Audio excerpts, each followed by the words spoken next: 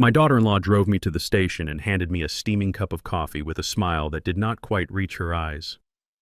"It is your favorite blend, Dad," she said, her voice dripping with a sweetness that felt foreign.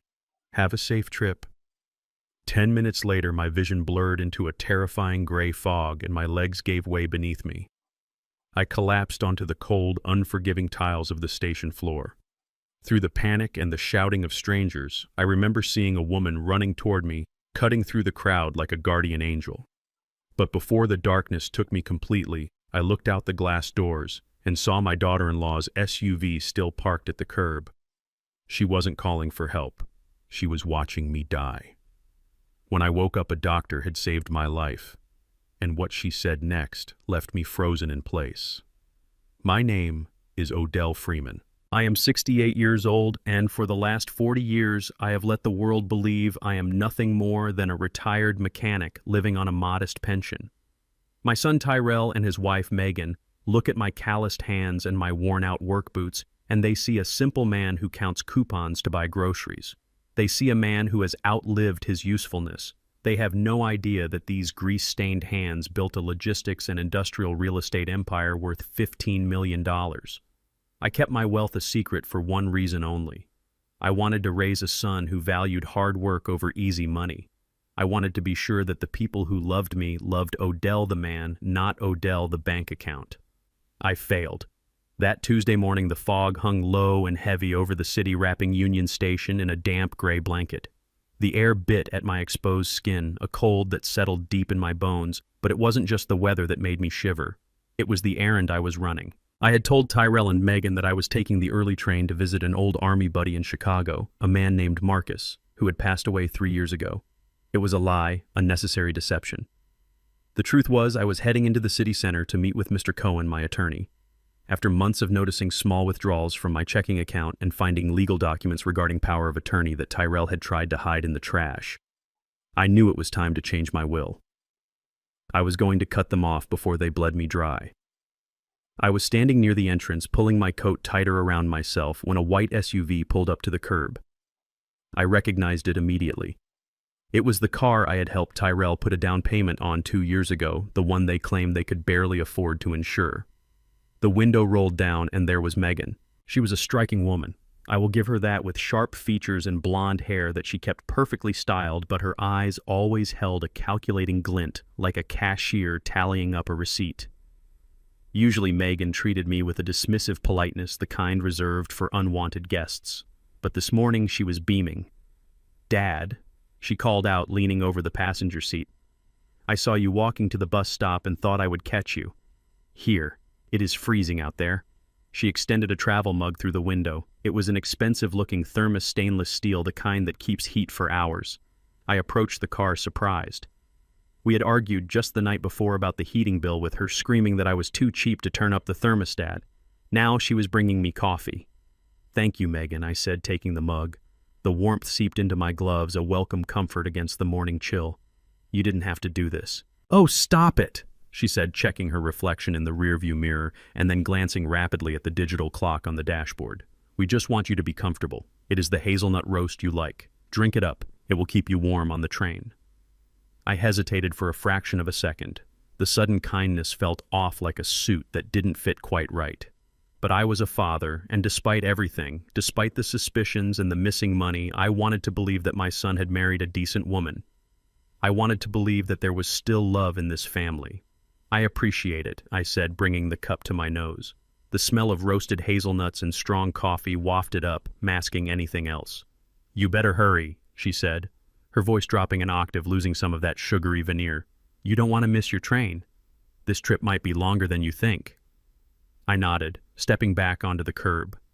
I watched her for a moment. She didn't drive away immediately. She sat there, her fingers tapping rhythmically on the steering wheel, her gaze fixed on me through the side mirror.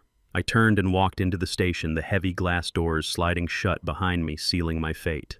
The station was bustling with the morning rush. Commuters in suits rushed past with briefcases, students with headphones navigated the crowd, and the announcement board flickered with departure times. I found a spot near a pillar slightly away from the main flow of traffic and took my first sip. The coffee was rich, sweet, and hot. It burned pleasantly going down. I took another sip, then another, grateful for the energy boost. I needed to be sharp for my meeting with Mr. Cohen. I needed to explain why I was disinheriting my only child. 5 minutes passed. I checked my watch. The train was due in 15 minutes. I took another long drink, draining half the cup. That was when the first wave hit me. It wasn't pain, not at first. It was a sudden, disorienting shift in the world, as if gravity had suddenly tilted to the left. The station announcements, which had been clear a moment ago, stretched and warped into a slow, demonic drawl. I blinked, trying to clear my vision, but the edges of my sight were turning fuzzy, darkening like a vignette on an old photograph. I reached out to steady myself against the cold stone of the pillar. My hand felt numb, distant, as if it belonged to someone else. "What is happening?" I mumbled, but my tongue felt thick and heavy in my mouth. The words came out as a slur. Heat, intense and suffocating, flared in my chest. My heart, usually a steady drum, began to race, a frantic, irregular rhythm that hammered against my ribs. Thump, thump, thump, pause, thump. It felt like a bird trapped in a cage, desperate to escape. I dropped the coffee mug. It hit the floor with a metallic clang that sounded like a gunshot in my sensitive ears. Dark liquid splattered across my boots and the pristine floor. A woman nearby gasped and stepped back, pulling her child away from me. She thought I was drunk. I could see the judgment in her eyes, even through the blur.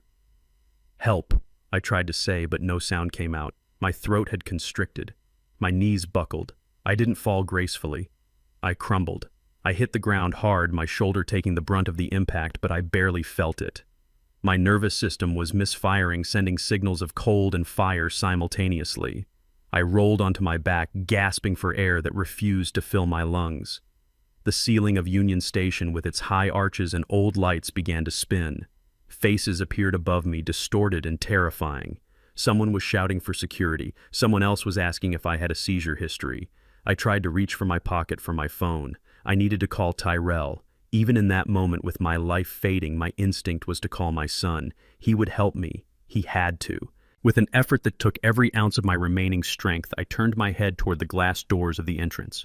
I needed to see the sky one last time, and that is when I saw it.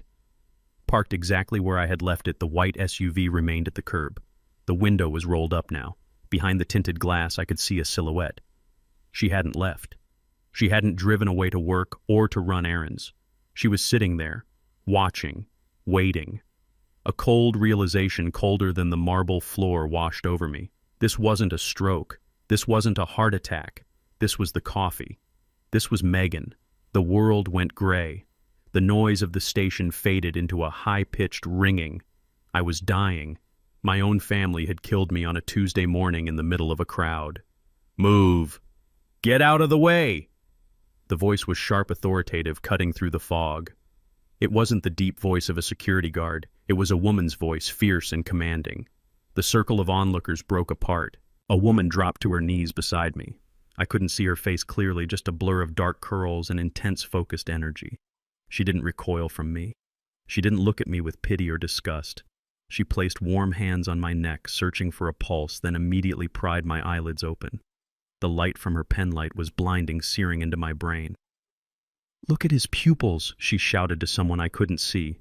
"They are pinpointed. Constricted like pinheads. This isn't a cardiac arrest." I felt her hands ripping open my coat, then my shirt. Buttons popped and skittered across the floor. "Security guard, get back," she ordered. "He is not drunk. He is going into shock. Call 911 and tell them we have a suspected poisoning. Code red. Tell them to bring vitamin K and fresh frozen plasma if they can. Hurry, poisoning." The word floated in the air, hanging there like a guillotine blade. She leaned over me, her face coming into focus for a brief second. She was young, African-American, with eyes that held a fierce intelligence. "Stay with me, Mr. Freeman," she whispered, her voice urgent but calm. "I know who you are. You are not going to die today. Not on my watch. Do you hear me? Fight it." How did she know my name? I hadn't told anyone. I tried to nod to give her a sign, but my body had completely shut down. The darkness rushed in from the sides, swallowing the light, swallowing the woman's face, swallowing the betrayal of my daughter-in-law. The last sensation I had was the vibration of the floor as running feet approached, and the distant wailing siren of an ambulance growing louder, coming for a man who was already a ghost. When I opened my eyes again, the world was a blinding white. The smell of antiseptic and bleach assaulted my nose. The steady rhythmic beeping of a machine was the only sound in the room. I was alive. I tried to sit up, but my body felt heavy, like it was filled with lead. Restraints held my wrists gently to the bed rails. I turned my head. Standing at the foot of my bed was the woman from the station. She was wearing a white coat now, a stethoscope around her neck. She was reading a chart, her brow furrowed in concentration. She looked up and our eyes met. She didn't smile. She walked over to the side of the bed and checked the monitor. "Welcome back from the dead Odell," she said softly. I licked my dry lips. My throat felt like sandpaper. Who are you?" I rasped. "I am Dr. Alana Ross," she said. "I was at the station heading to my shift when you went down." "What happened to me?" I asked, though a part of me already knew. The memory of the coffee of Megan's eyes in the rearview mirror came rushing back. Dr. Ross leaned in close, lowering her voice, her expression grave. "We pumped your stomach. We ran a toxicology screen immediately because of your symptoms. Mr. Freeman, you didn't have a stroke. You ingested a massive dose of warfarin rat poison. It acts as a blood thinner. If I hadn't intervened within 2 minutes of your collapse, you would have suffered a massive cerebral hemorrhage. You would have bled out internally." I closed my eyes, a single tear escaping. My son's wife. My son. "Why?" I whispered. "That is a question for the police," she said. "But right now we have a bigger problem." She pulled a curtain around my bed, sealing us off from the rest of the ER. She pulled out my cell phone from her pocket. It was in a plastic biohazard bag.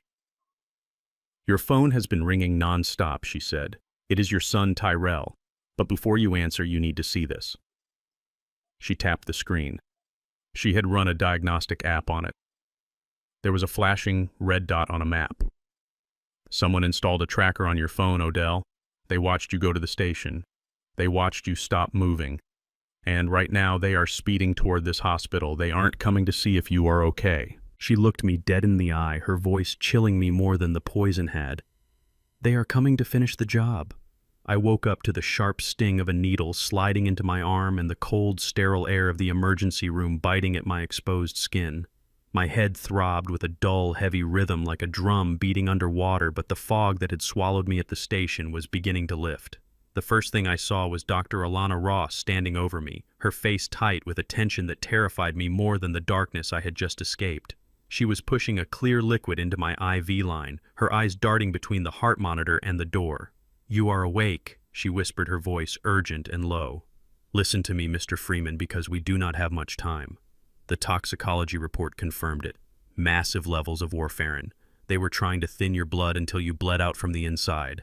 I tried to speak, but my tongue felt like a piece of dry leather. I managed to croak out a single question. "Why are you helping me? You do not even know me." Alana stopped for a second and looked deep into my eyes. Her expression softened just enough to show a glimpse of the young girl she once was. "I do know you," she said. "My father was Jeremiah Ross. 5 years ago he was dying of cancer and the bank was threatening to take our home. He told me that an angel investor stepped in and paid off the mortgage so he could die in peace in his own bed. He never saw the face of the man who saved us, but he saw the name on the check from the shell company. Freeman Logistics. I felt a jolt in my chest that had nothing to do with the poison. I remembered Jeremiah. He was a good man, a mechanic who had worked in one of my shops for a decade. When he got sick, I could not let him lose everything. I never wanted credit. I just wanted to do what was right. "You saved my family, Odell," she said, her voice trembling slightly. "Now I'm going to save yours. Or at least I am going to save you from them." She pulled my cell phone out of her pocket again. The screen was cracked, but it was still working. She held it up to my face. "Look at this," she commanded, pointing to a map application that was running in the background. "I ran a diagnostic on your device while you were out. This is not a standard GPS app. It is a spyware program installed directly into the operating system." I squinted at the screen. A blue dot represented my phone in the hospital. A red dot representing another device was moving rapidly down the main avenue heading straight for us. "That is them," she said. "They are 3 minutes away. And Odell, they are driving fast. You do not drive that fast to visit a sick relative. You drive that fast to make sure they are dead before they can talk." A cold wave of nausea washed over me. Tyrell, my boy. The boy I had taught to ride a bike, the boy I had held when he scraped his knees. He was racing here not to hold my hand, but to ensure I never opened my eyes again. "What do I do?" I whispered, the fear finally breaking through my confusion. If they walk in here and see you sitting up and talking, they will panic, Alana explained rapidly. They will know the poison failed. They will know you are a witness. A desperate person is a dangerous person, Mr. Freeman. If they see you alive, they might try to finish the job right here in the room. A pillow over the face, a tampered IV line. I cannot watch you every second. So I have to die, I asked, feeling the weight of the words. You have to look like you are dying, she corrected. I am going to give you a sedative. It is a beta blocker mixed with a mild paralytic. It will drop your heart rate to 40 beats per minute. Your breathing will become shallow. You will be unable to move or open your eyes for about an hour, but you will be able to hear everything.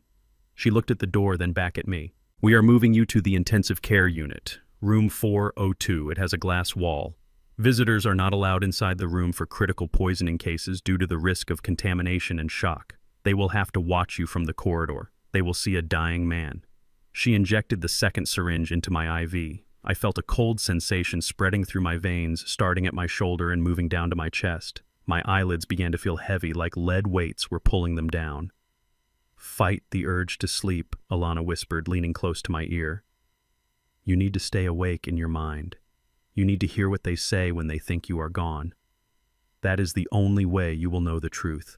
That is the only way you will survive. The world began to slow down.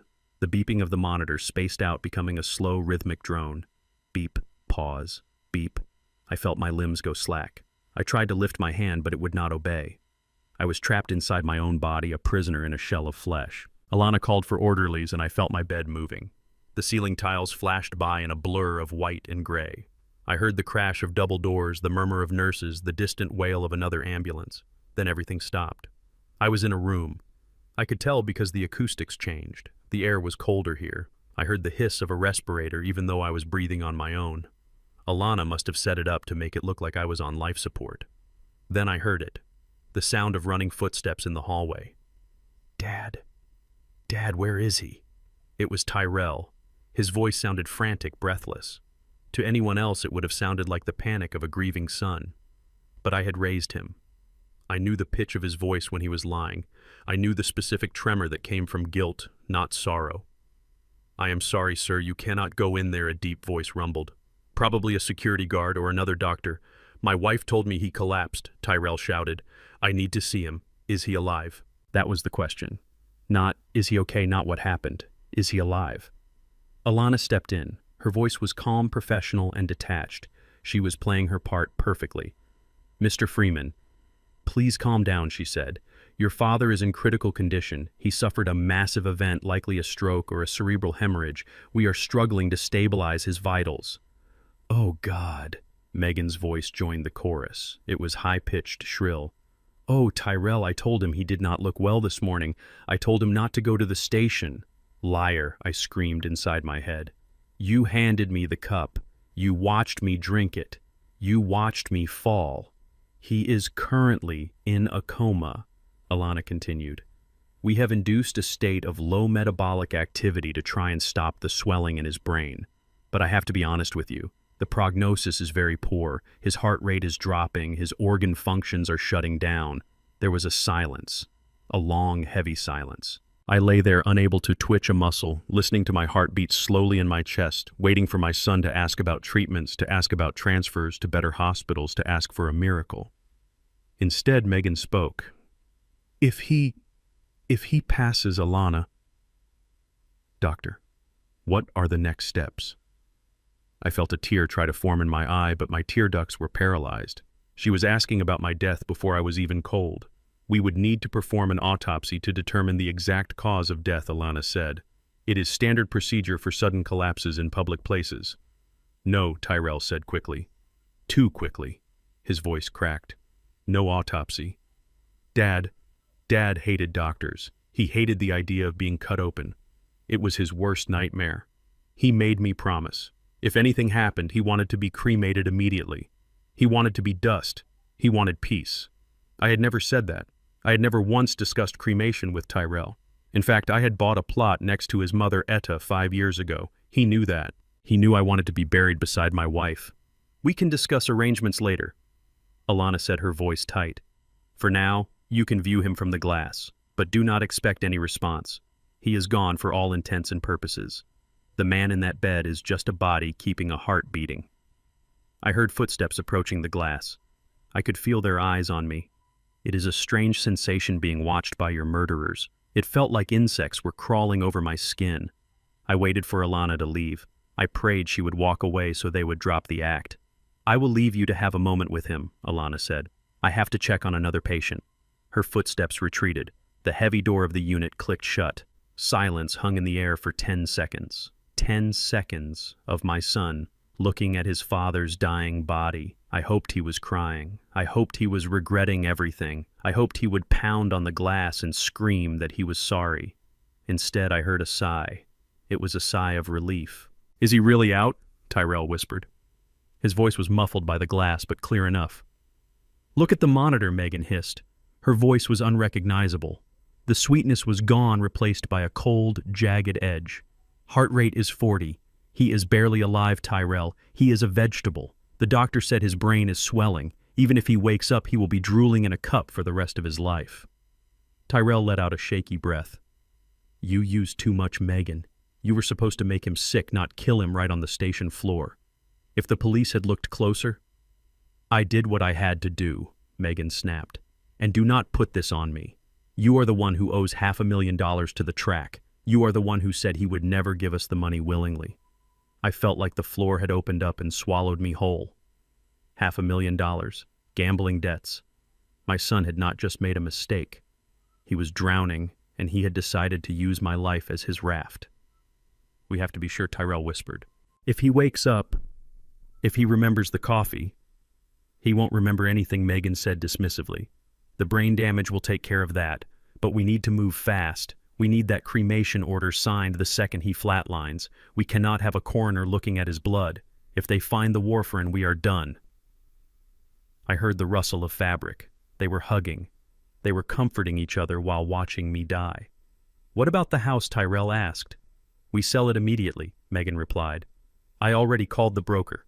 As soon as we have the death certificate, we list it.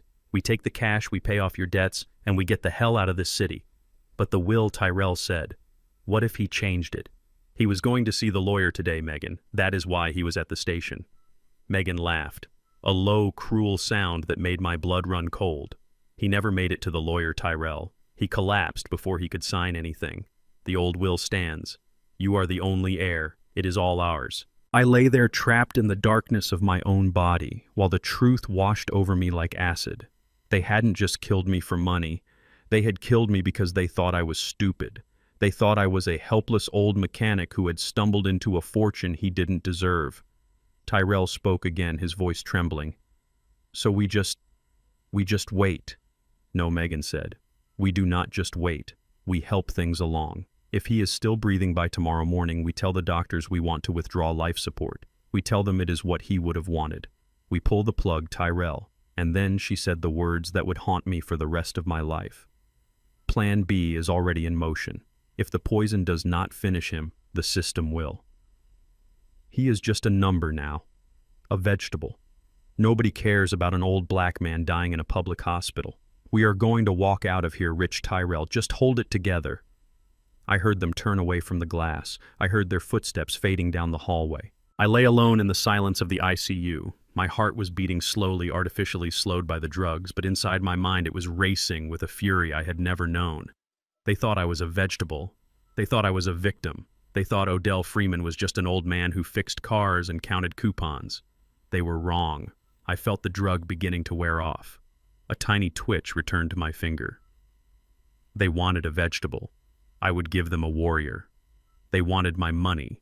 They were going to get a war. Alana returned a few minutes later.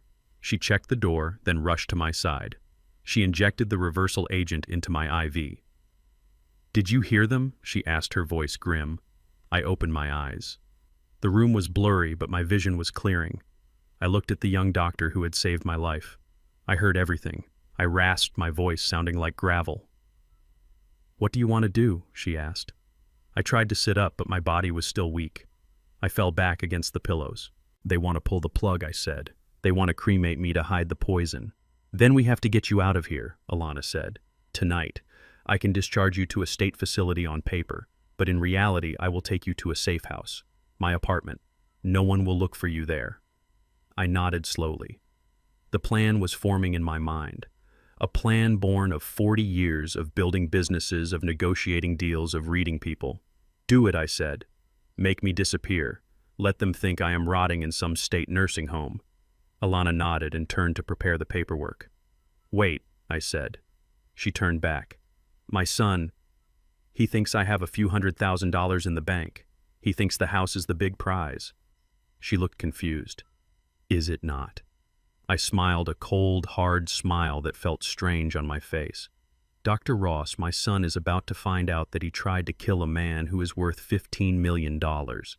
And he is going to find out that the only thing he inherited is a fight he cannot win. Take me to your apartment. I need a computer, I need a phone.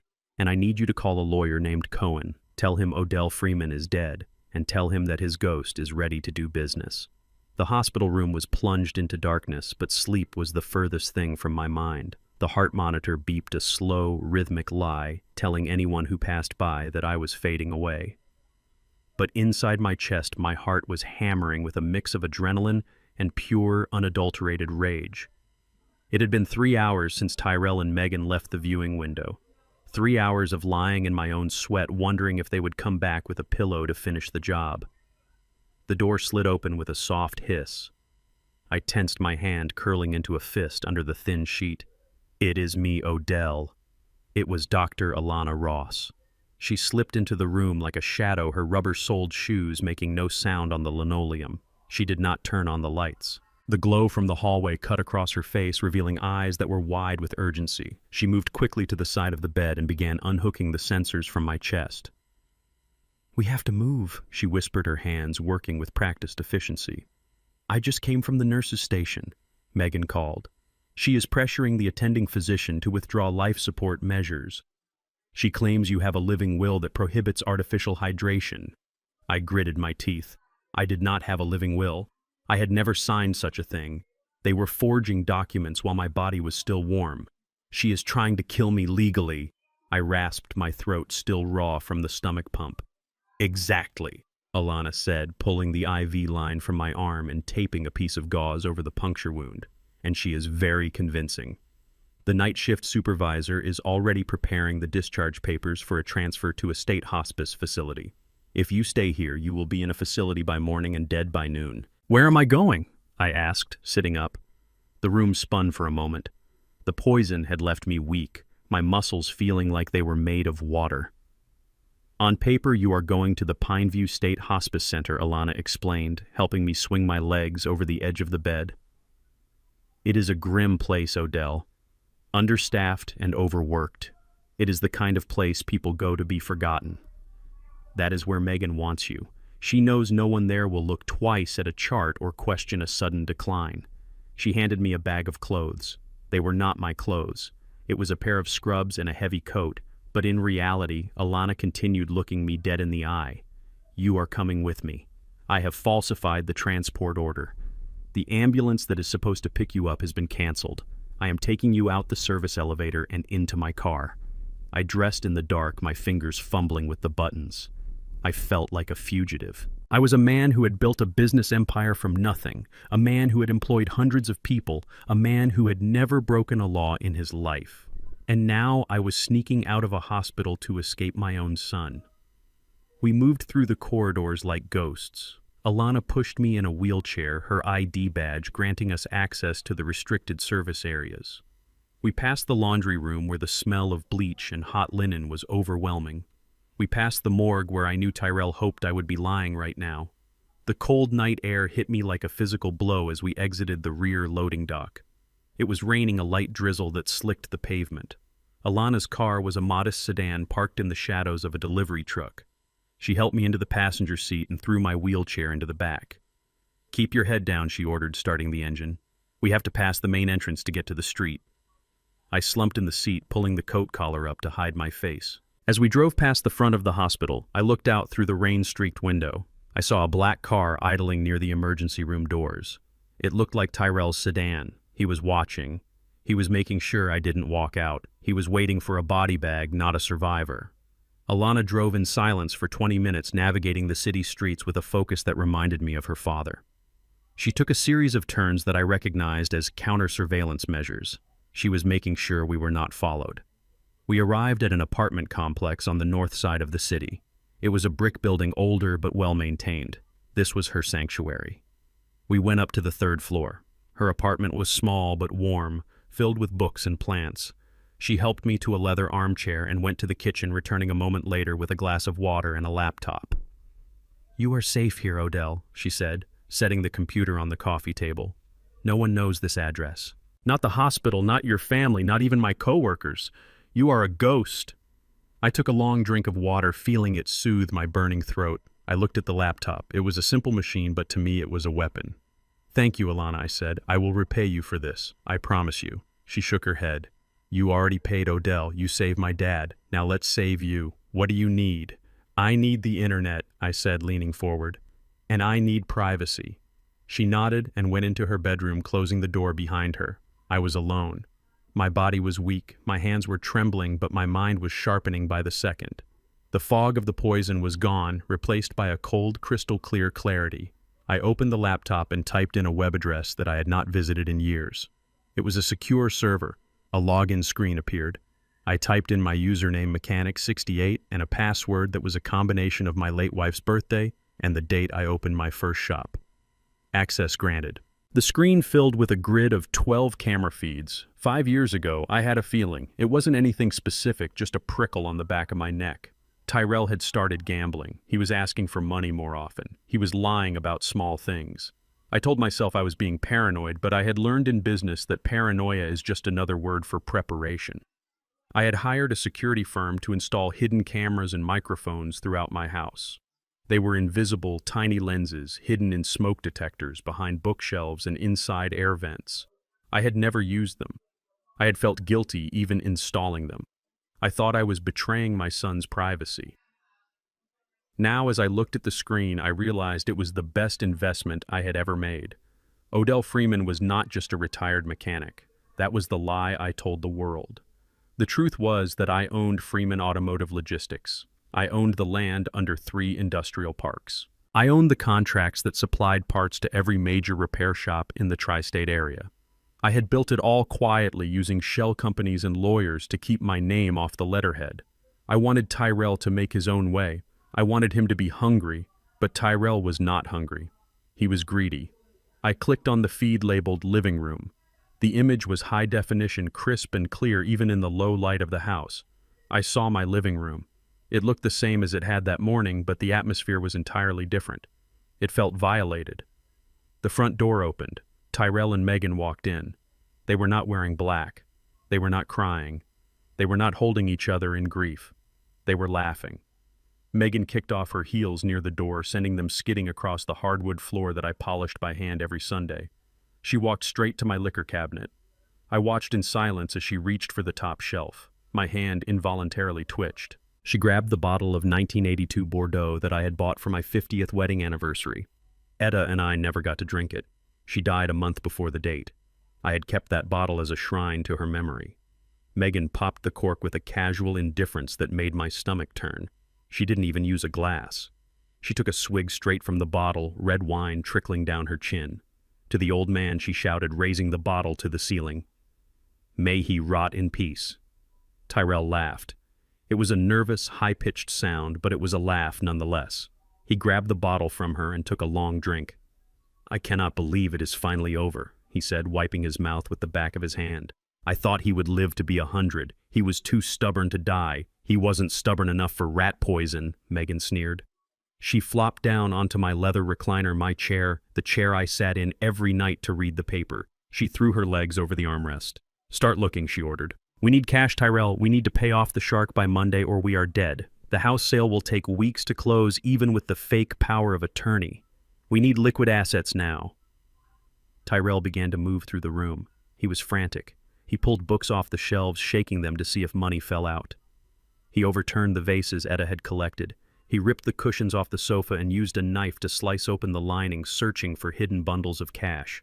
I watched my son destroy my home. Every rip of fabric, every shattered vase felt like a physical blow. He was tearing apart his own childhood.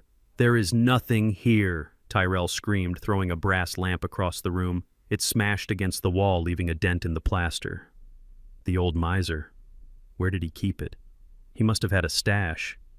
Mechanics always have cash. "Think, Tyrell," Megan said, her voice sharp. "Where was the one place he never let you go? Where was the one place he guarded?" Tyrell stopped. He looked around the room, his eyes wild. He looked at the fireplace. He looked at the floorboards, then his eyes settled on the wall above the fireplace. The painting. It was a portrait of Etta. A local artist had painted it from a photograph taken on our honeymoon. She was young, beautiful, and smiling, with a light in her eyes that could illuminate the darkest room. It was the most precious thing I owned. I talked to that painting every night before I went to bed. Behind that painting was a wall safe. I had installed it myself. Tyrell knew about the safe, but he did not know the combination. He did not know that the safe was empty. I had moved all the documents and emergency cash to a safety deposit box at the bank 3 days ago when I found the first forged check. "It is behind the picture," Tyrell said, pointing a shaking finger. "The safe." "Open it," Megan commanded. "I do not know the code," Tyrell whined. "He never told me." Megan stood up. She walked over to the fireplace and picked up the heavy iron poker. She weighed it in her hand. "We do not need a code," she said, her voice cold and devoid of humanity. "We just need to get to the metal." She pointed the poker at Etta's face. "Smash it," she ordered. Tyrell hesitated. For a second, just one brief second, I saw a flicker of the boy I raised. He looked at his mother's smiling face. "Megan, I cannot. That is Mom." "Smash it, you coward," she screamed, stepping into his face. "Do you want to lose your fingers to the bookie? Do you want to go to jail? That painting is a piece of canvas. Your mother is dead. Your father is dead. We are the ones who have to survive." Tyrell closed his eyes. He took a deep breath. The weakness in him, the rot that had been spreading for years, finally consumed the last bit of decency he had left. He took the poker from Megan's hand. I watched on the screen thousands of dollars of high-tech equipment transmitting the lowest moment of my life in perfect clarity. I watched my son raise the iron bar. I wanted to look away. I wanted to close the laptop and scream, but I forced myself to watch. I needed to see this. I needed to burn this image into my brain so that I would never ever feel mercy for them again. Tyrell swung the poker. The sound of canvas tearing was awful, a dry ripping noise that seemed to echo through the speakers. He swung again and again, hacking at his mother's face, destroying the memory of the woman who had given him life. The frame shattered. The painting fell to the floor in ribbons. Behind it, the gray steel of the wall safe was exposed. "There it is," Megan shrieked, greedy delight distorting her face. "Open it. Drill it. Blow it up. I do not care. Just get it open." Tyrell dropped the poker and ran to the garage, presumably to get his tools. Megan stood there panting, staring at the safe like it was an altar to a dark god. She kicked the shredded remains of Etta's portrait aside, with her foot not even looking down. I sat in the silence of Alana's apartment, the glow of the screen illuminating the tears that were streaming down my face. They weren't tears of sadness anymore. They were tears of absolute cold resolve. They had killed Odell the father. They had killed Odell the husband. Now they were going to meet Odell the businessman. And business was about to get very, very ugly. I reached for my phone and dialed a number I knew by heart. It rang twice. "Hello," a gruff voice answered. "Mr. Cohen," I said, my voice steady and hard as steel. "Odell." The lawyer sounded shocked. "My God," I heard.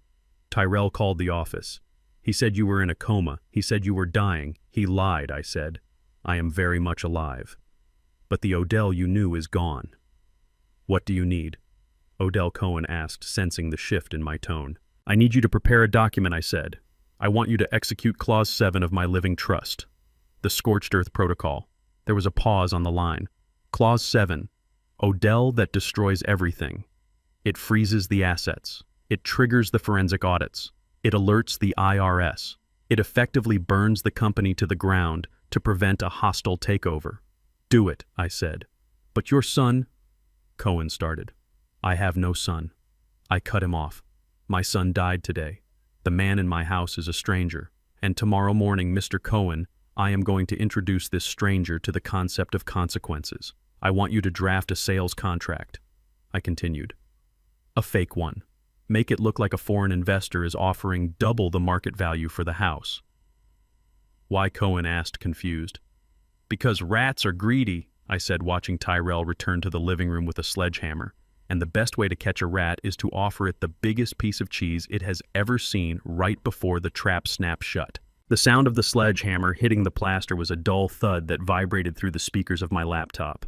I sat in the darkened living room of Alana's apartment, watching the screen with a cold detachment that frightened me.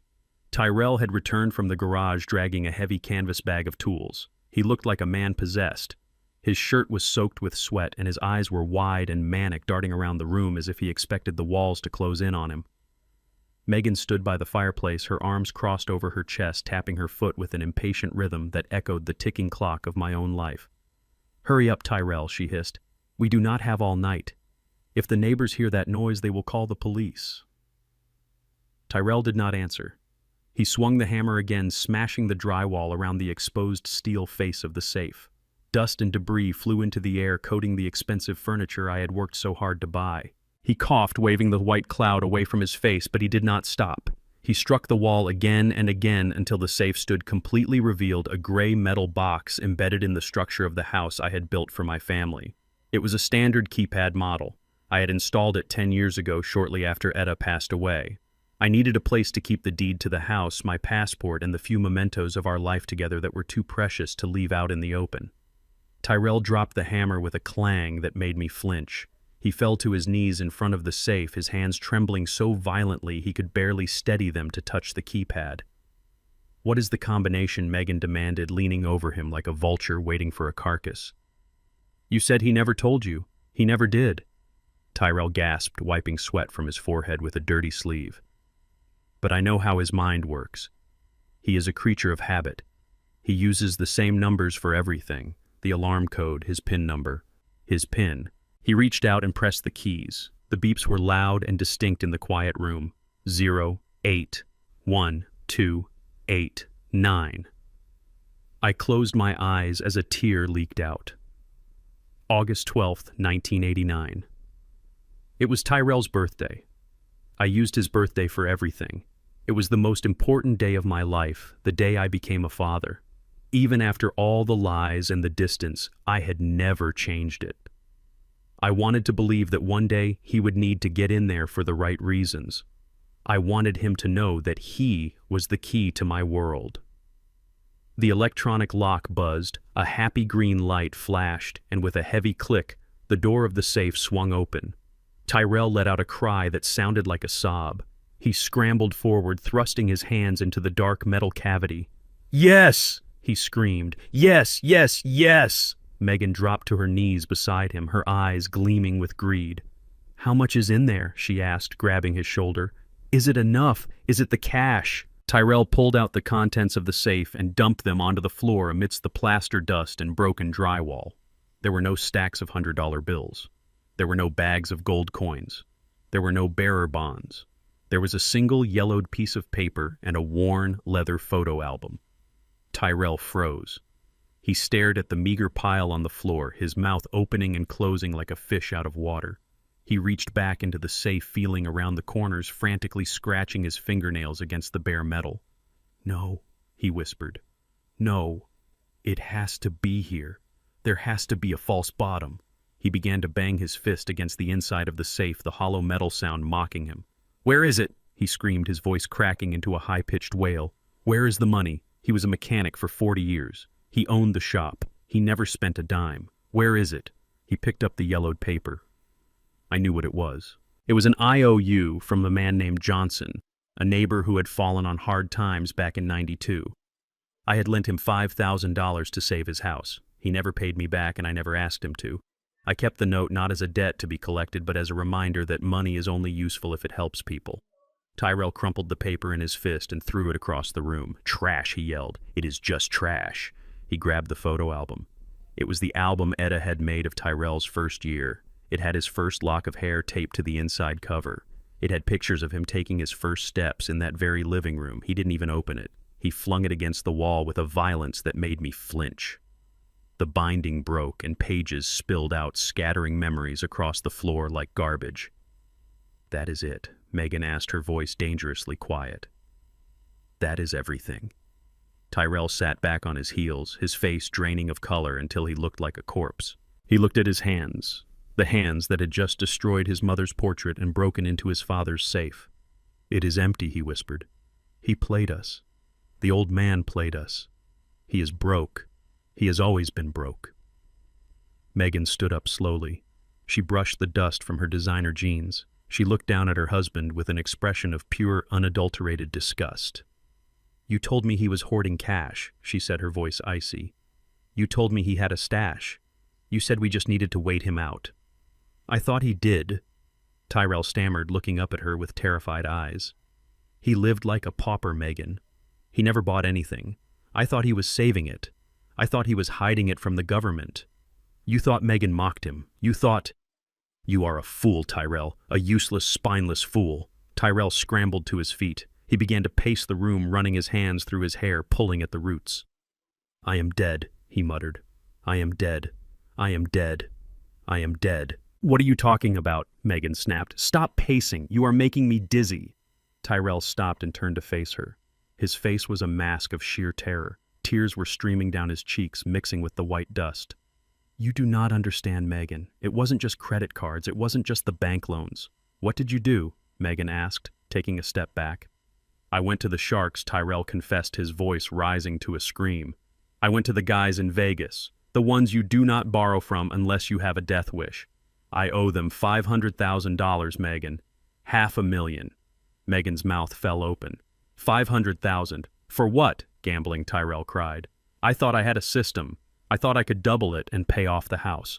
I lost it all. They gave me a deadline, Megan. Monday. Next Monday. If I do not have the cash, they said they are going to take my hands. They said they are going to chop them off and make me eat them. And then they are going to kill me. I sat in front of my laptop, my heart cold as stone. My son wasn't just a thief. He was a degenerate gambler who had gotten in bed with the mob. He hadn't tried to kill me because he wanted a better life. He tried to kill me because he had gambled his own life away and lost. Tyrell fell to his knees in front of Megan, grabbing her hands. You have to help me, Megan. We have to find the money. Maybe he has another account. Maybe he buried it in the yard. We have to dig up the yard. Megan looked at him for a long moment. I watched her face change. The shock faded, replaced by a cold, hard rage. She pulled her hands away from him with a violent jerk. Then she slapped him. The sound was sharp and loud, echoing in the silence of the room. Tyrell's head snapped to the side. He looked at her, shocked into silence. You pathetic loser, she spat at him. You dragged me into this mess for nothing. Do you think I married you for your looks, Tyrell? Do you think I married you for your charming personality? She leaned down, getting right in his face. I married you because you told me your father was sitting on a gold mine. I wasted 10 years of my life waiting for that old man to die because I thought there was a payout at the end. I put up with your gambling. I put up with your failures. I put up with your cheap house and your cheap life because I thought I was investing in a future.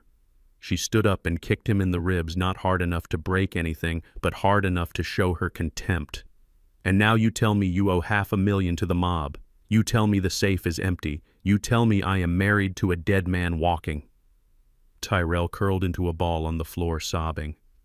Megan, I am sorry. Please, we are in this together. We are not in anything together, Megan said, walking away from him. I am not losing a hand because you cannot count cards. She walked to the window and looked out at the dark street. I could see the gears turning in her head. She was a survivor, a parasite looking for a new host or a way to drain the last drop of blood from the current one. She turned back to Tyrell, who was still weeping on the floor, surrounded by the debris of our life. Get up, she ordered. Tyrell looked up, sniffing. What? Get up, you idiot, she said, her voice sharp and commanding. Stop crying. Crying does not print money. We still have one asset. Tyrell looked around the wrecked room, confused. What? The furniture? It is not worth enough, the house, Megan said. The land. She gestured to the room, the high ceilings, the solid construction. This house sits on 2 acres of prime real estate near the new industrial park development. The land alone is worth money. If we sell it fast, we can get enough to pay off your sharks and have a little left over to disappear.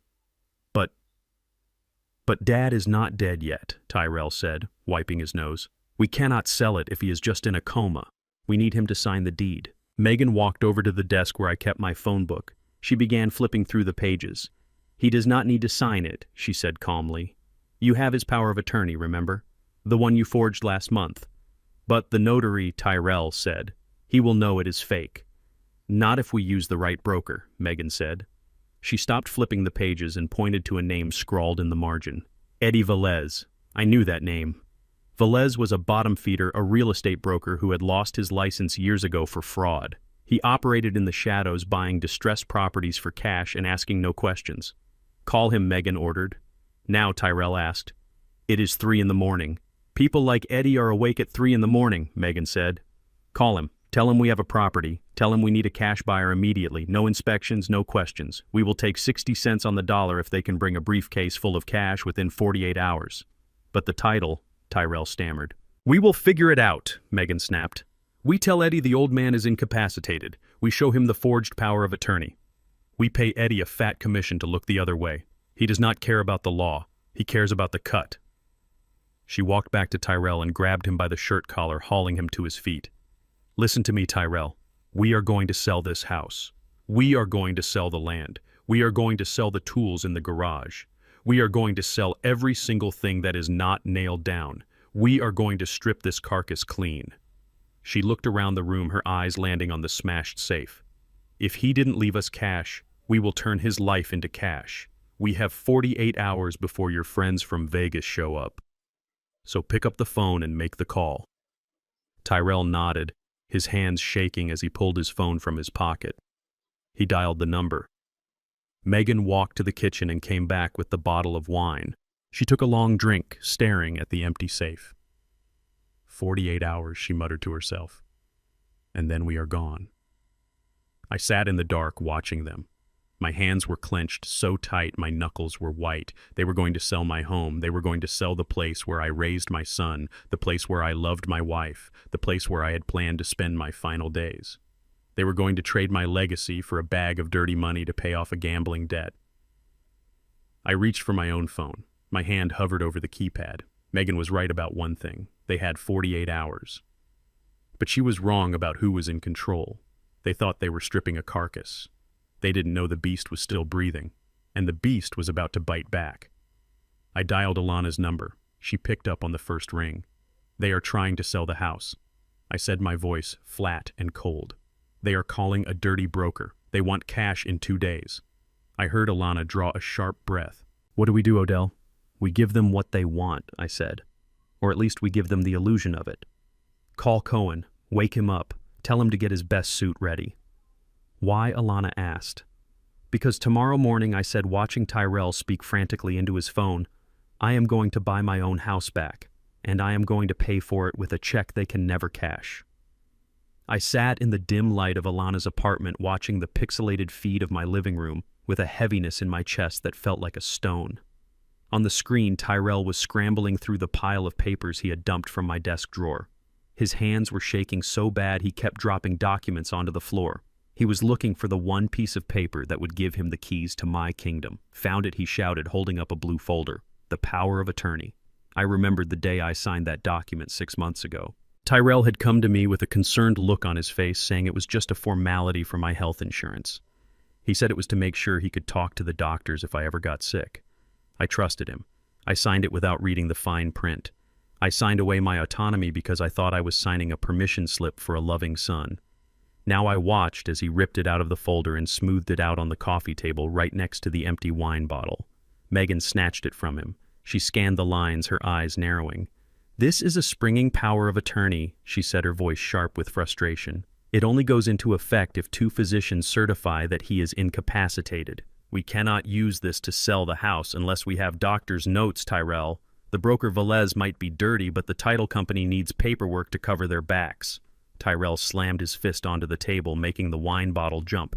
We do not have 2 doctors, he yelled. We have one doctor out of the hospital who thinks he is in a coma and another who thinks he is dead. We cannot get a certification tonight. Megan paced the room, her heels clicking on the hardwood floor. She was thinking, calculating. She was a predator looking for a weakness in the fence. We do not need real doctors, she said, stopping in front of the fireplace. We just need signatures. I know a guy. Of course she knew a guy.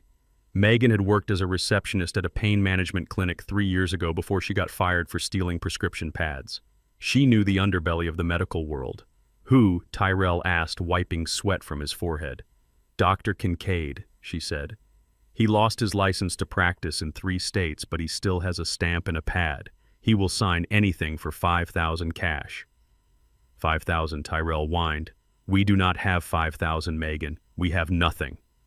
Megan grabbed her purse and dumped it out on the table. She pulled out a small velvet bag. My engagement ring, she said, tossing it to him. And your watch. Take them to the pawn shop on 4th Street. It is open 24 hours. Get the cash. I will call Kincaid. By the time the sun comes up, we will have a certificate stating your father has severe vascular dementia and is permanently incapacitated. I watched my son look at the ring. It was a diamond I had given him the money to buy. I had given him $3,000 so he could propose with dignity. Now he was going to sell it to pay a crooked doctor to certify that I was crazy. Go, Megan screamed. Tyrell grabbed the jewelry and ran out the front door. I closed my laptop for a moment, needing to breathe. The betrayal was absolute. There was no line they would not cross. Forgery, bribery, theft. They were willing to burn down the entire legal system just to get their hands on a few $100,000.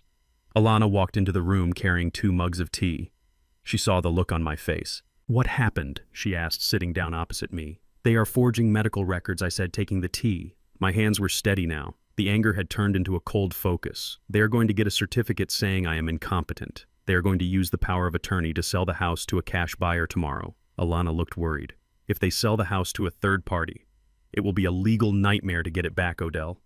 Even if we prove fraud once the deed is transferred, it gets complicated. I took a sip of the tea. It was hot and bitter, just the way I liked it. They are not going to sell it to a stranger, I said. They are going to sell it to me. Alana frowned. What do you mean? I reached for my phone. It was time to bring in the heavy artillery. I dialed Mr. Cohen's personal number again. It was late, but Cohen was the kind of lawyer who slept with his phone on his chest. Cohen here, he answered on the first ring. It is Odell, I said. The plan has changed. We need to move fast. They are getting the paperwork to sell the house. They are going to dump it for pennies on the dollar just to get fast cash. I can file an emergency injunction, Cohen said, his voice shifting into professional gear. I can freeze the title. No, I said. Do not freeze it. I want them to think they have won.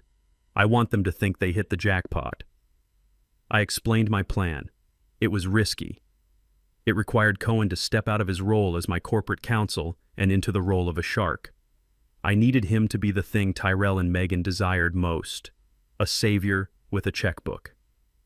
I want you to call Tyrell in 1 hour, I instructed. Tell him you represent a foreign investment group. Tell him you represent the Orion Group. Tell him you are looking to acquire land in the neighborhood for a massive commercial development. Cohen chuckled on the other end of the line. Orion Group. That is one of your holding companies, Odell. Exactly, I said. Tell him you heard the property might be coming to market. Tell him you are in a rush. Tell him your client needs to close the deal within 24 hours to secure zoning rights. And the price, Cohen asked. Offer them double, I said. The house is worth $400,000. Offer them $1 million. Cash. $1 million. Cohen whistled. They will lose their minds, Odell. They will sign anything you put in front of them without reading a single word. That is the point, I said. Make the offer contingent on an immediate signing. Tell them you will bring the contract to the house tomorrow morning. Tell them you have the check ready. Consider it done, Cohen said. I will polish my acting skills. I hung up the phone and opened the laptop again. Tyrell had returned from the pawn shop. He threw a stack of bills onto the table. $2,000, he spat. That is all he gave me. He said the diamond was low quality. Megan snatched the money. It is enough for a down payment. Kincaid will take it. I am going to see him now. You stay here. If Velez calls, tell him we are ready to move. She stormed out, leaving Tyrell alone in the wreckage of our home. He paced the floor, muttering to himself, terrified of the shadows. He looked like a trapped animal. I waited. 1 hour passed. Then my phone buzzed with a text from Cohen, making the call now. I turned up the volume on the laptop. Tyrell's phone rang. The sound echoed in the silent house, making Tyrell jump.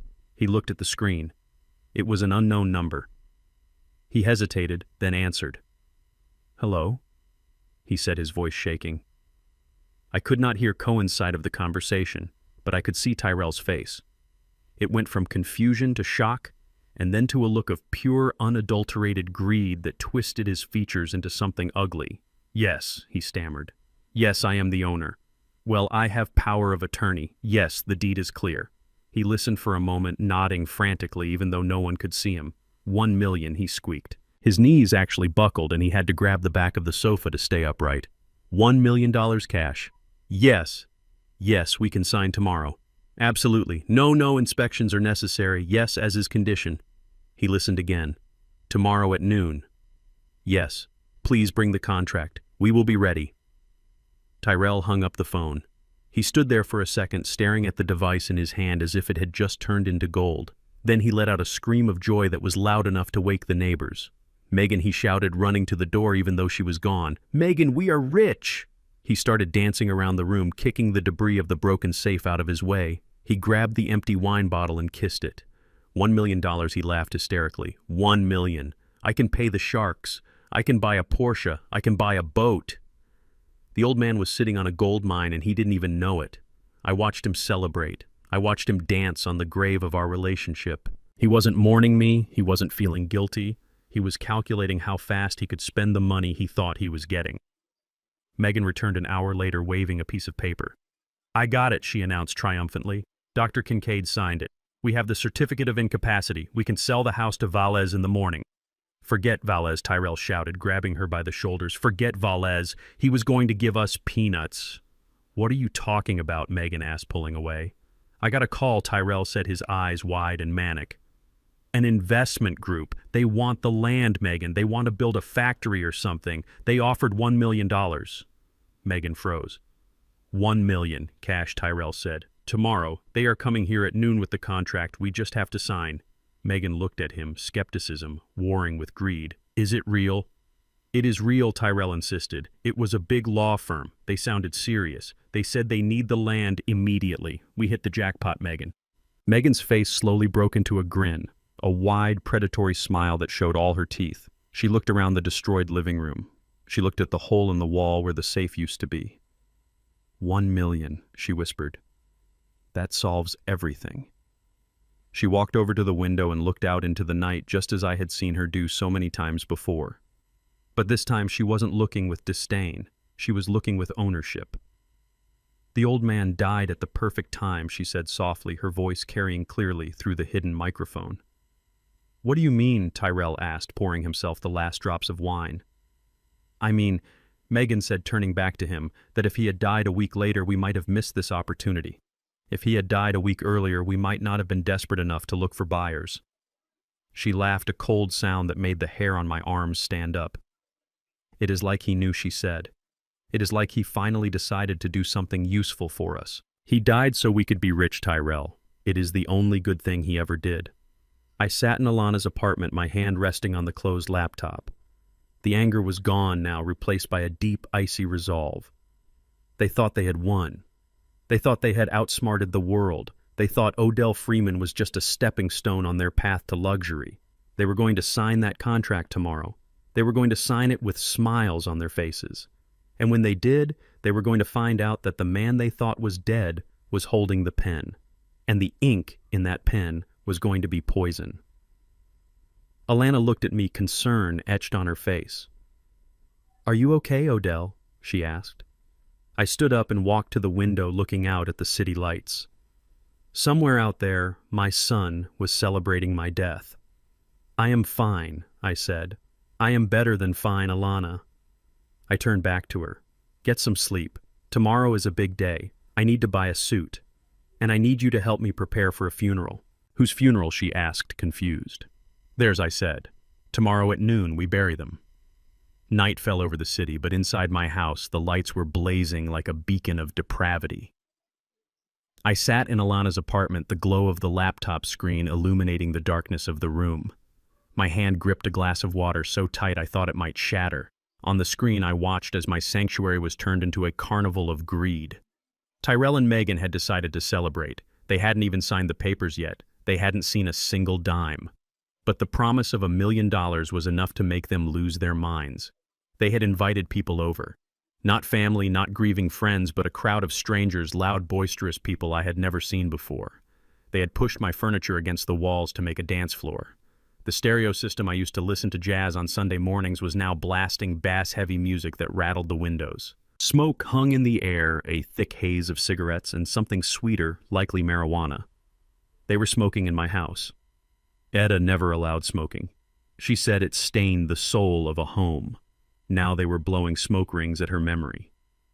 I saw Tyrell in the center of the room holding a bottle of champagne he must have bought with the pawn shop money. He was shouting over the music, his face flushed and sweaty. To the Orion Group he yelled, raising the bottle. To the stupidest investors on the planet. The crowd cheered. They didn't know who the Orion Group was. They didn't know Tyrell was celebrating the sale of his father's house while his father was supposedly lying in a coma. They just knew there was free booze and a party. Megan was circulating through the room playing the role of the grand hostess. She was wearing one of Etta's old silk shawls draped over her shoulders like a trophy. She was laughing, touching arms, whispering secrets. She looked triumphant. She looked like a queen who had just conquered a kingdom. I watched as a man I didn't know put his feet up on my coffee table, his muddy boots staining the wood. I watched as a woman spilled red wine on the rug Etta had hand-woven. I watched as they treated my life's work like a cheap motel room. It was disrespectful. It was disgusting. But it was what happened next that broke something inside me forever. Megan left the main room. I switched camera feeds following her. She walked down the hallway, her hips swaying to the beat of the music. She stopped in front of the master bedroom. My bedroom. The room I had shared with Etta for 30 years. The room I had not let anyone enter since she died except to clean. Megan pushed the door open and walked in. She didn't hesitate. She didn't show an ounce of reverence. She walked straight to the vanity table where Etta's jewelry box still sat exactly where she had left it. I held my breath. That box contained costume jewelry, mostly simple things Etta liked. But in the bottom drawer, hidden under a velvet lining, was the one thing of real value I had given her publicly. A string of pearls. Natural saltwater pearls. I had bought them for our 25th anniversary. They were understated, elegant, and worth more than the car Megan drove. But Etta loved them because I gave them to her on a beach in Florida the first time we saw the ocean together. Megan opened the box. She rummaged through the top tray, tossing aside clip-on earrings and brooches. Then she found the false bottom. She pried it open. She pulled out the pearls. I watched her hold them up to the light. She didn't look at them with appreciation. She looked at them with scrutiny. She bit one of the pearls, testing it. Real, she muttered to herself. Who knew the old witch had taste? She unclasped the necklace and fastened it around her own neck. She turned to the mirror, preening, posing, turning her head from side to side. She ran her hands over the pearls, touching them with her greedy fingers, contaminating them. Then she walked back out to the party. She found Tyrell in the kitchen where he was pouring shots of vodka. She grabbed his arm and spun around, showing off the necklace. "Look at this, Tyrell," she shouted over the noise. "I found it in the bedroom." Tyrell squinted at it. "Are those real?" Megan laughed, a harsh braying sound. "They are now. They were probably wasted on your mother. Look at them on me. They actually look classy." She turned to a group of her friends' women who were eyeing the necklace with envy. "Can you believe the old woman had these?" she said, her voice dripping with mockery. Etta Freeman. The woman wore polyester pantsuits and shopped at discount bins. She probably didn't even know what she had. She probably thought they were plastic. "It is like putting a diamond collar on a pig." The women laughed. "She wore them to church," one of them said. "I remember seeing her. She looked like she was playing dress-up." Megan fingered the pearls, twisting the strand. "Well, they are mine now, and tomorrow after we sign the papers, I am going to the pawn shop. I bet I can get $5,000 for them. Maybe more if I tell them they belong to someone who actually mattered." Something snapped in my chest. It wasn't a heart attack. It was the last tether of fatherly love, the last thread of hope that my son might be redeemed, the last possibility of mercy. It snapped with a violence that made me gasp. They were not just thieves. They were not just murderers. They were desecrators. They were spitting on the grave of the woman who had loved them, who had baked them cookies, who had knit them sweaters. Etta had loved Megan. She had welcomed her into our home. She had defended her when I said she was trouble. And this was how Megan repaid her, by calling her a pig, by planning to sell her most precious memory for pocket change. I stopped crying. The tears dried up instantly, replaced by a desert of cold, hard hate. I looked at Tyrell. He was laughing along with them. He was letting his wife insult his mother. He was letting strangers mock the woman who gave him life. He was dead to me, truly dead. The son I loved had died a long time ago. The thing in my kitchen was a parasite, a monster wearing my son's face. I reached for my phone. My hand did not shake. My breathing was steady and slow. I typed a text message to Mr. Cohen. It was short. It was final. It was a death sentence for their future. Execute Clause 7, scorched earth, destroy them. I hit send. I watched the message deliver. I watched the little check mark appear. It was done. The assets were frozen. The forensic accountants were being alerted. The IRS would be notified of suspicious activity on Tyrell's accounts by morning. The trap was not just set, it was welded shut. But that wasn't enough. Financial ruin was too easy. They needed to feel fear. They needed to feel the ground open up beneath them. They needed to see the ghost they had created. I closed the laptop. I didn't need to watch anymore. I knew what I had to do. Alana came out of her room. She was wearing her pajamas, her hair tied up. She looked at me and stopped. She saw the change in my face. "Odell," she asked softly. "What happened?" "They crossed the line," I said, standing up. My knees didn't buckle. My back was straight. I felt stronger than I had in years. "Where are you going?" she asked. I walked to the closet where Alana had hung the suit she bought for me earlier that day. It was a black suit, sharp and tailored. A suit for a funeral, or a resurrection. "I'm going to get dressed," I said, taking the hanger. "But it is midnight," Alana said. "The meeting isn't until noon tomorrow." "I know," I said, turning to face her. "But I need to be ready. I need to look the part." "What part?" she asked. "The part of the man who owns the building," I said. "The part of the man who signs the checks. The part of the man who is going to walk into that room tomorrow and take back everything they stole." I started to change. I put on the white shirt, buttoning it all the way to the top. I put on the black tie, knotting it with a precision I hadn't used since my army days. I put on the jacket, smoothing the lapels. I looked in the mirror. The old mechanic was gone. The tired father was gone. Staring back at me was Odell Freeman, CEO of Freeman Logistics. Cold, powerful, unbreakable. "I am ready," I whispered to my reflection. Alana watched me, awe and fear in her eyes. "You look terrifying," she said. "Good," I said, "because tomorrow I am not just buying a house, Alana." I adjusted my cuffs. "Tomorrow I am coming back from the dead to bury the living." The morning sun filtered through the blinds of Alana's apartment, but it brought no warmth to my bones. I sat before the laptop screen, watching the feed from my own living room with the intensity of a hawk circling its prey. The stage was set. My house, which had been a sanctuary of peace and hard work for 40 years, had been transformed into a theater of deception. Tyrell and Megan had spent the morning frantically cleaning up the debris from their party. The broken glass was gone. The furniture was rearranged to hide the stains, and the hole in the wall where the safe used to be was covered by a large mirror they had dragged from the hallway. They were dressed for success, or at least their twisted version of it. Tyrell wore a suit that was a size too small, the fabric straining across his shoulders, his tie knotted with a nervous tightness that matched the look in his eyes. He was pacing back and forth, checking his watch every 30 seconds. Megan sat on the sofa wearing a black dress that she probably thought looked sophisticated, but just made her look like a vulture in mourning. She was checking her phone, probably refreshing her bank balance, waiting for the zeros to appear. They looked like grieving children about to make a difficult decision. I knew they were just vultures waiting to pick the bones clean. At exactly noon, the doorbell rang. Tyrell jumped as if he had been shot. He smoothed his jacket, took a deep breath, and opened the door. Mr. Cohen walked in.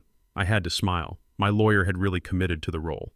He was wearing a charcoal gray suit that cost more than Tyrell's car, carrying a leather briefcase that looked heavy with importance. He didn't look like the man who helped me set up charitable trusts. He looked like a corporate shark ready to devour a small fish. "Mr. Freeman?" Mrs. Freeman Cohen said, his voice booming with professional confidence. "Thank you for seeing me on such short notice. I represent the Orion Group. Please come in," Tyrell said, his voice cracking slightly. "We are ready." They sat around the coffee table, the same table where Tyrell had learned to do his homework. Cohen placed his briefcase on the table and snapped the latches open. The sound was loud and decisive. He pulled out a thick stack of documents bound in a blue folder. "My clients are very eager to close this deal." Cohen began sliding the folder toward Tyrell. "As I mentioned on the phone, time is of the essence. We are assembling a large parcel of land for a mixed-use development, and this property is the final piece of the puzzle. We are prepared to offer a premium for an immediate closing." "How much?"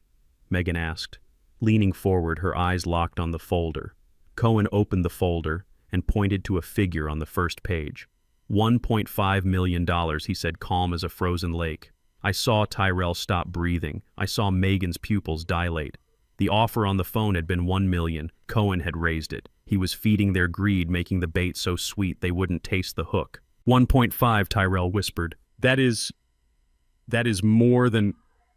It is a fair price for an expedited transaction, Cohen said. However, there are conditions. My clients require clear title and immediate possession. We can give you that, Megan said quickly. My father-in-law is incapacitated. Tyrell has power of attorney.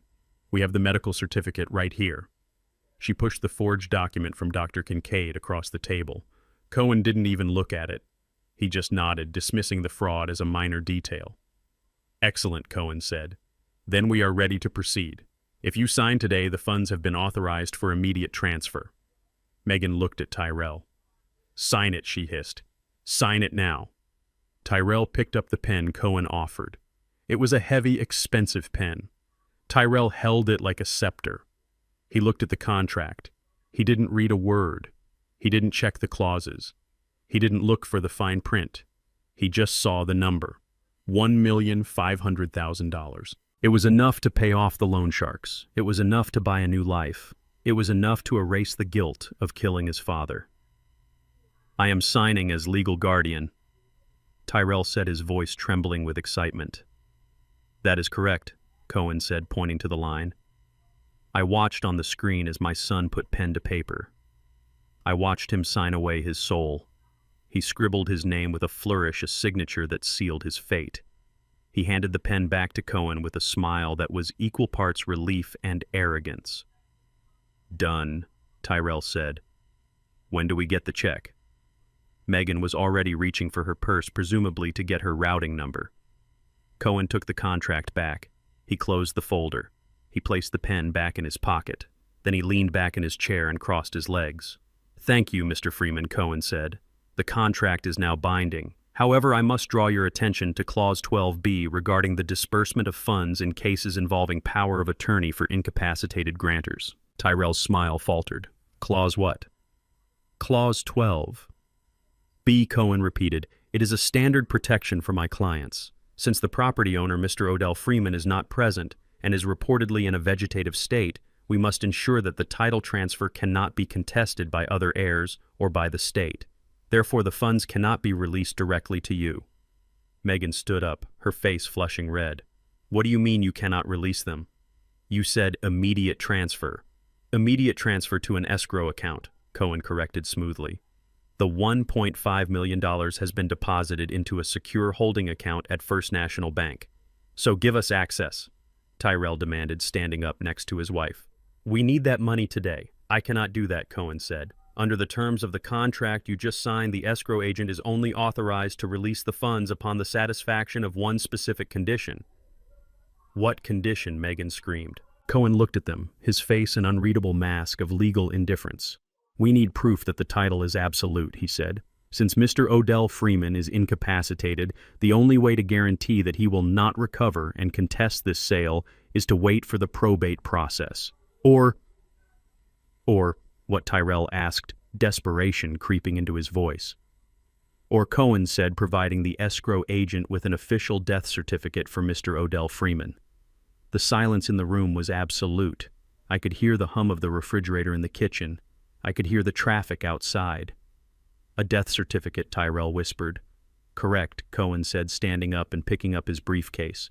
Once Mr. Odell Freeman has passed away and the certificate is issued, the funds will be released to his estate, and you as the sole heir will have full access. Until then, the money sits in escrow earning interest. But he is not dead yet, Megan shouted. He is in a coma. It could take months. It could take years. Then I suppose you will have to wait, Cohen said. My clients are patient. They are buying the land for a 10-year project. They do not mind if the money sits for a few weeks or months. We cannot wait months, Tyrell yelled, grabbing Cohen's arm. You do not understand. We need that money now. Today. Cohen looked at Tyrell's hand on his arm with a look of mild distaste. Tyrell let go immediately. "I am afraid I cannot help you with your personal timeline," Mr. Freeman, Cohen said, brushing his sleeve. "The contract is signed, the terms are set. You agreed to them." He turned to the door. "Wait," Megan said, running in front of him, blocking his path. "Can we cancel it? Can we tear it up? We will find another buyer." Cohen laughed, a dry, humorless sound. "Cancel it." "Mrs. Freeman, you just sold the property to a multinational corporation. The contract is filed. A lien has been placed on the title to protect my client's interest. You cannot sell this house to anyone else. It belongs to Orion Group, now subject to final probate. If you try to sell it to someone else, you will be sued for breach of contract and fraud." He stepped around her. "Good day to you both," Cohen said, opening the front door. "And my condolences on your father's condition. I hope for your sake nature takes its course swiftly." The door clicked shut. Tyrell and Megan stood in the center of the living room, frozen in horror. They had just sold the only asset they had for money they couldn't touch. They had locked themselves into a deal that hinged on the one thing they hadn't quite managed to accomplish yet: my death. Tyrell collapsed onto the sofa, putting his head in his hands. "He screwed us," he moaned. "He screwed us. We have a contract but no cash. The Sharks are coming on Monday, Megan. They are coming on Monday." Megan stared at the closed door, her eyes wide and manic. She was breathing hard, her chest heaving. She turned to look at Tyrell. "He needs a death certificate," she whispered. Tyrell looked up. "What?" the lawyer, Megan said. "He said he needs a death certificate. That is the key, Tyrell. That opens the escrow account." "But Dad is still alive," Tyrell cried. "He is at the state hospice. He is just sleeping." Megan walked over to him. She grabbed his face in her hands, squeezing his cheeks until his lips puckered. "He is not sleeping," she hissed. "He is dying. We just need to speed it up." "What are you saying?" Tyrell asked, his eyes filled with terror. "I am saying we go to the hospice tonight," Megan said. "We go there. We find his room. And we finish what we started at the station. We make sure he stops breathing. We get the doctor to call it. We get the certificate in the morning, and by noon we have the money." She let go of his face. "It is the only way, Tyrell. Either he dies tonight or you die on Monday. Choose." I sat in Alana's apartment watching my son make the choice. I saw the fear in his eyes battle with the survival instinct. I saw the last shred of his humanity wither and die. "Let's go," Tyrell said, standing up. "Let's go kill him." I closed the laptop. They were coming. They were coming to a place where I wasn't. They were coming to a trap that had been baited with their own greed. I stood up and smoothed the front of my suit. "Alana," I said, "it is time to go back to the hospice. We have guests arriving." Alana looked at me. She was pale, but she nodded. "The police are ready," she said. "They are waiting in the room." "Good," I said. "Let's not keep them waiting." I walked out of the apartment, leaving the laptop open. On the screen, the empty living room of my house stood silent, a monument to a family that had destroyed itself. They were coming to kill a ghost, but the ghost was ready to fight back. I sat in the back of the unmarked police van, watching the live feed from my own living room on a tablet. The screen glowed with the grainy image of my son and his wife unraveling in real time. It was 2 a.m. The house was silent, but the air inside was thick with a panic that I could almost taste. Tyrell was pacing the floor, his hands pulling at his hair, his shirt soaked through with sweat. His phone buzzed on the coffee table. The sound was like a gunshot in the quiet room. Tyrell jumped and stared at the phone as if it were a bomb. He picked it up with trembling fingers. I zoomed in on the screen. It was a text message from an unknown number. There were no words, just an image. It was a photograph of a car door riddled with bullet holes. Then a second message popped up. It read simply, 24 hours. Tyrell dropped the phone. He let out a sound that was half scream and half sob. He collapsed onto the sofa, burying his face in his hands. "They are going to kill me," he moaned. "They are going to kill me, Megan. I do not have the money. The escrow account is locked until the death certificate is filed. We are trapped." Megan stood by the window, smoking a cigarette she had found in her purse. She took a long drag, the cherry glowing bright red in the dim light. She looked at her husband with a mixture of pity and disgust. "We are not trapped," she said, exhaling a cloud of smoke. "We are just delayed." "What does that mean?" Tyrell asked, looking up. His eyes were bloodshot and wild. "It means the money is there," Megan said, walking over to him. $1.5 million. It is sitting in a bank account waiting for us. The only thing standing between us and that money is a piece of paper. And the only thing standing between us and that piece of paper is your father's heartbeat. Tyrell shook his head. But he is at the hospice. He is dying. The doctor said it would be soon. Soon is not tonight, Megan snapped. Soon is not good enough, Tyrell. We do not have days. We do not have hours. We need that certificate tomorrow morning. We need to walk into that bank at 9 o'clock sharp. She grabbed Tyrell by the shoulders and shook him. Do you understand? She hissed. If your father wakes up, we go to jail. If your father lingers for 3 more days, the sharks kill you. There is only one way out of this. Tyrell looked at her, his face pale. What are you saying? We have to go to the hospice, Megan said, her voice cold and steady. We have to go there right now. We have to finish what we started. Tyrell pulled away from her, terrified. You mean kill him? Actually kill him. With our hands. He is practically dead anyway, Megan rationalized. He is a vegetable, Tyrell. We are just doing him a favor. We are ending his suffering, and we are saving our own lives. She walked to the bedroom and came back a moment later holding a large, fluffy pillow. It was one of the expensive down pillows from the guest room. She tossed it to Tyrell. He caught it instinctively, clutching it to his chest. Get your keys, she ordered. We are going for a drive. I turned off the tablet. I did not need to see anymore. I signaled to the officers sitting in the front of the van. They are coming, I said, my voice flat. We drove through the deserted streets toward the Pineview State Hospice Center. It was a grim building on the edge of town, a place where the indigent and the forgotten went to spend their final days. Alana had arranged for us to use a room in the closed wing of the facility, room 304. It was the perfect trap. We arrived 20 minutes before them. The police officers positioned themselves in the adjacent room and in the utility closet down the hall. Alana and I entered room 304. It was a small, sterile room with peeling paint and a single window that looked out onto the parking lot. In the center of the room was a hospital bed. Alana quickly arranged pillows under the thin blanket, shaping them to look like a sleeping figure. She pulled the sheet up, leaving just enough space at the top to suggest a head. In the shadows, it looked convincing. It looked like a frail old man taking his last breaths. I sat in a high-backed armchair in the darkest corner of the room. The shadows draped over me like a cloak. I was wearing my black suit, my hands resting on my knees. I felt calm. It was the calm of a man who has already mourned his loss and is now ready to bury the past. Alana squeezed my shoulder. Are you ready? She whispered. I nodded. Let them in. She left the room, closing the door until it was just ajar. I sat in the silence and waited. I listened to the hum of the ventilation system. I listened to the distant sound of traffic. And then I heard the sound of a car engine outside.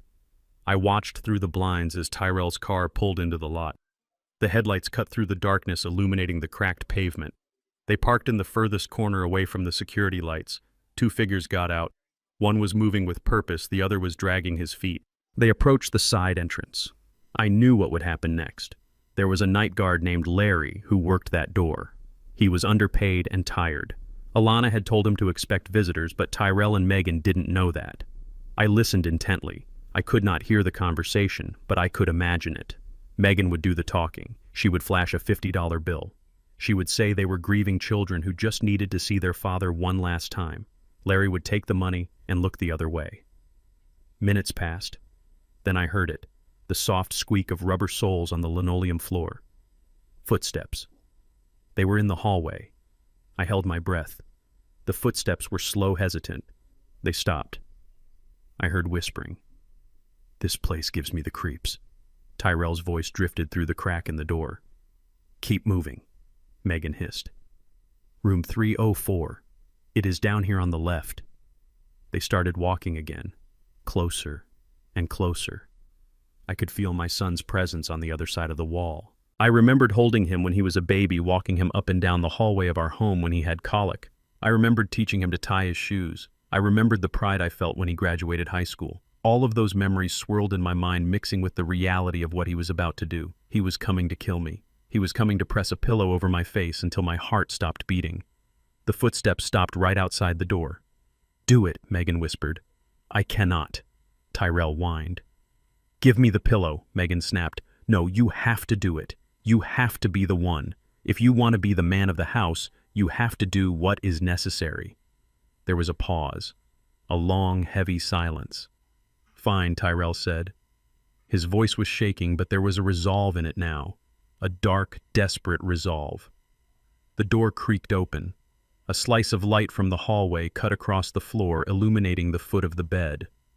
Tyrell stepped into the room. He was holding the pillow with both hands, knuckles white. Megan followed him, closing the door behind them and plunging the room back into semi-darkness. The only light came from the parking lot lamp outside, filtering through the blinds, casting long, striped shadows across the bed. "There he is," Megan whispered, pointing to the shape under the sheets. Tyrell took a step forward. He was trembling so hard I could see his silhouette shaking against the window. He looked at the bed. He looked at the shape that he thought was his father. "I am sorry, Dad," he whispered. "I really am, but I have no choice." He raised the pillow. "Do not talk to him," Megan hissed. "Just do it." Tyrell took a deep breath. He lunged. He threw his upper body over the bed, pressing the pillow down onto the head of the figure with all his weight. He grunted with the effort, holding it down, pushing hard, trying to smother the life out of the man who gave him everything. I sat in the corner watching my son commit patricide. I watched him murder me in his heart. He held the pillow down for a full minute. He was crying now, sobbing quietly as he pushed. "That is enough," Megan said. "Check his pulse." Tyrell lifted the pillow.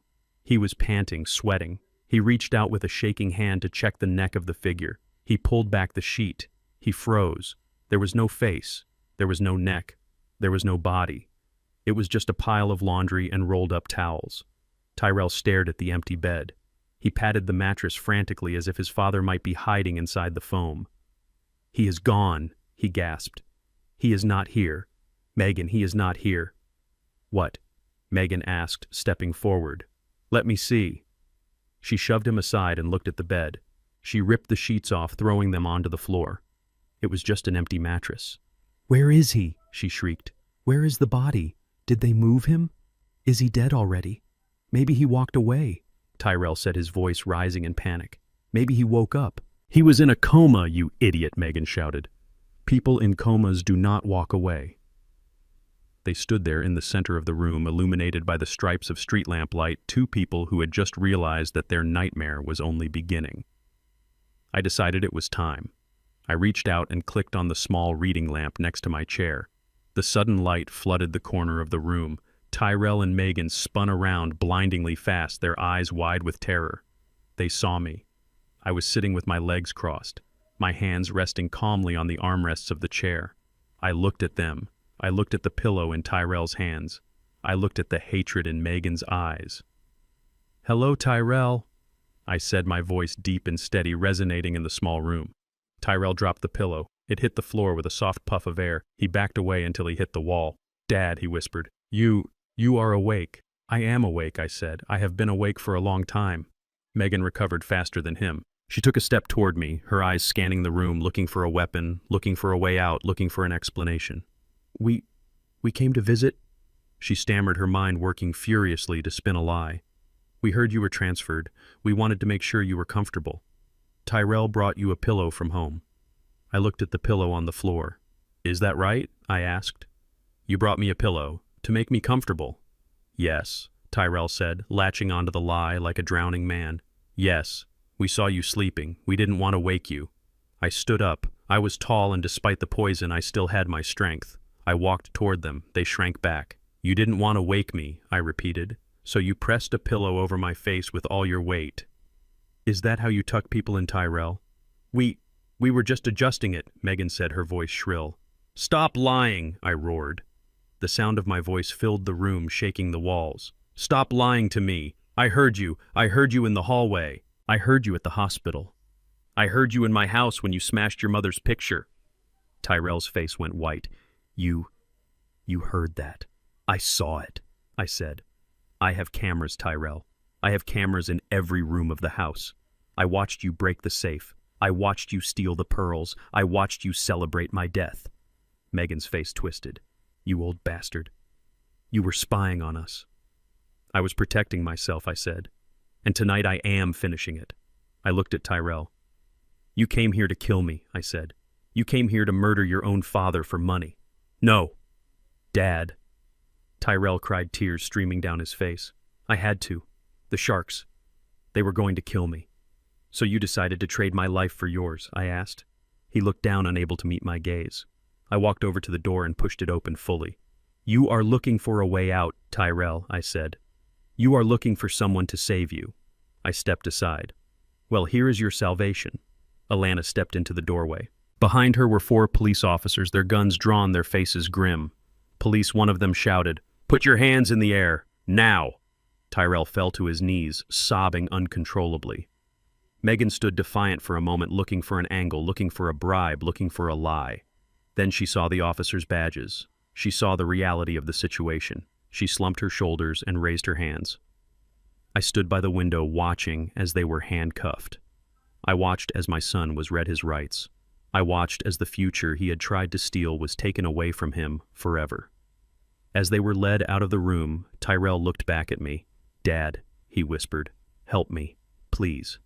I looked at him. I looked at the stranger who had tried to smother me with a pillow. "I cannot help you," I said softly. "The father who loved you died tonight, Tyrell. You killed him." I turned away and looked out the window at the dark parking lot. The nightmare was over, but the long road of justice was just beginning. The harsh fluorescent lights of the hospital room flickered to life with a buzzing hum that sounded like a swarm of angry hornets. The sudden brightness was blinding, cutting through the shadows where my son and his wife stood paralyzed. They shielded their eyes, squinting against the glare, and for a moment they looked exactly like what they were. Cockroaches caught in the kitchen light. I sat in the high-backed armchair in the corner of the room. I was not wearing the flimsy hospital gown they expected. I was not hooked up to machines. I was dressed in the black suit Alana had helped me buy just hours before. My tie was knotted tight. My shoes were polished. I sat with my back straight, my hands resting calmly on the armrests, looking every bit the judge at a sentencing hearing. Standing beside me was Dr. Alana Ross. Her arms crossed her face, a mask of stone. Behind her, in the shadows, near the bathroom door, stood 2 large men in plain clothes. They were silent. They were imposing. They were the undercover officers Detective Johnson had assigned to my protection detail, and they had just witnessed everything. Tyrell lowered his hand from his eyes. He blinked rapidly, trying to process the image in front of him. He looked at the empty bed, then he looked at me. His mouth opened, but no sound came out. He looked like a man whose brain had simply snapped under the weight of his own guilt. Megan was the first to react. Her eyes darted around the room, taking in the officers, taking in Alana, and finally locking onto me. I saw the gears turning in her head. I saw the panic flare, and then just as quickly I saw it get shoved down deep behind a mask of deceit. "Hello, Tyrell," I said. My voice was calm, deeper than usual, resonating off the sterile tiles. "I have been waiting for you." I pointed a finger at the white pillow that lay on the floor between us, the same pillow my son had just used to try and smother a pile of laundry. "That pillow," I said. "Were you planning to fluff it for me, son, or were you planning to use it to speed up my departure?" The question hung in the air, heavy and suffocating. Tyrell began to tremble. His knees knocked together. He looked at the pillow as if it were a venomous snake. "Dad," he whispered. "Dad, Megan moved. She moved with the speed of a desperate animal. She kicked the pillow aside, sending it skidding under the bed. Then she threw herself forward. She didn't run away. She ran toward me. She collapsed at my feet, grabbing my knees, her hands clutching the fabric of my trousers. "Oh, thank God," she wailed, her voice pitching up into a hysterical sob. "Oh, Dad, you are awake. You are okay." We were so scared. I looked down at her. I watched the fake tears squeeze out of her eyes. It was a performance worthy of an award. "We came to visit," she cried, burying her face against my leg. "We heard you were transferred to this awful place. We came to check on you. Tyrell saw you sleeping and he thought you looked cold. He just wanted to give you an extra pillow. He wanted to make sure you were warm." She looked up at me, her mascara smudged her eyes wide and pleading. "We thought you were gone," she sobbed. "When we saw the bed was empty, we thought the worst." "Oh, thank you, Jesus. Our prayers have been answered."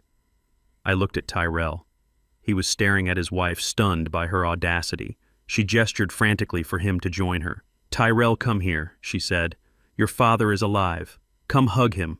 Tyrell took a stumbling step forward. He looked at me with eyes that were begging for me to believe the lie. He wanted me to be the foolish old man one last time. He wanted me to buy the story so he could survive. "Dad," he said, his voice shaking, We just wanted to help." I did not move. I did not offer a hand. I did not smile. I simply reached into my jacket pocket and pulled out my phone. I tapped the screen. The sound of their voices recorded only moments ago filled the small room. The audio was crystal clear, amplified by the silence of the hospital wing. "Give me the pillow. No, you have to do it. You have to be the one. If you want to be the man of the house, you have to do what is necessary." Megan froze. Her hands fell away from my knees. The recording continued. "Just do it. Do not talk to him." "I am sorry, Dad. I really am. But I have no choice." And then the sound of fabric rustling, the sound of exertion, the sound of a son trying to kill his father. I stopped the recording. I looked at Megan.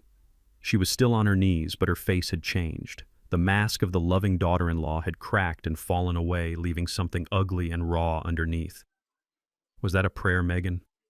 I asked, my voice soft and cold, because it sounded a lot like a murder plot. Tyrell began to hyperventilate. He backed up until he hit the wall, sliding down it until he was sitting on the floor pulling at his hair. "It is over," he moaned, rocking back and forth. "It is over. It is over." Megan stood up. She brushed off her knees. She didn't look at Tyrell. She looked at me, and her eyes narrowed. The tears dried up instantly. "So what?" she spat. "So what if we did?" The change was so abrupt it was almost impressive. She dropped the act completely. She stood tall, crossing her arms over her chest. "You set us up," she hissed. "You old bastard. You lured us here. You put pillows in the bed. You recorded us. I agreed. You are sick," she said, pointing a finger at me. "You are a sick, manipulative old man. Who does that to their own family? Who fakes a coma just to trap their children?" "Someone who knows his children are trying to kill him," I replied. Megan laughed, a harsh barking sound. "Kill you," she mocked. "We were doing you a favor. Look at you. You are 70 years old. You are useless. You sit in that big house hoarding your pennies, clipping coupons, wasting space. You have nothing. You are nothing." She took a step closer to me, ignoring the police officers who had stepped forward, their hands hovering near their belts. "You think you are clever," she said, sneering. "You think because you caught us on tape you win. You win nothing. You are still just a broke, lonely old man, and we are the only ones who even pretended to care about you." She looked at Tyrell, who was still sobbing on the floor. "Get up, Tyrell," she kicked his leg. "Stop crying. He cannot do anything to us." Tyrell looked up, his face wet with tears. "Megan, he recorded us. The police cannot do anything," Megan said, turning her glare back to me. "It was a pillow on a pile of laundry. There was no person in the bed. You cannot murder a pile of towels, Tyrell. It is not a crime to fluff a pillow. A good lawyer will tear this apart. He has nothing." I watched her, confident in her arrogance. She truly believed she was smarter than everyone in the room. She believed that because I was old, I was weak. She believed that because I lived simply, I was poor. She had no idea who she was talking to. "You are right, Megan," I said, standing up. My movement was fluid and strong. The weakness from the poison was gone, replaced by the adrenaline of justice.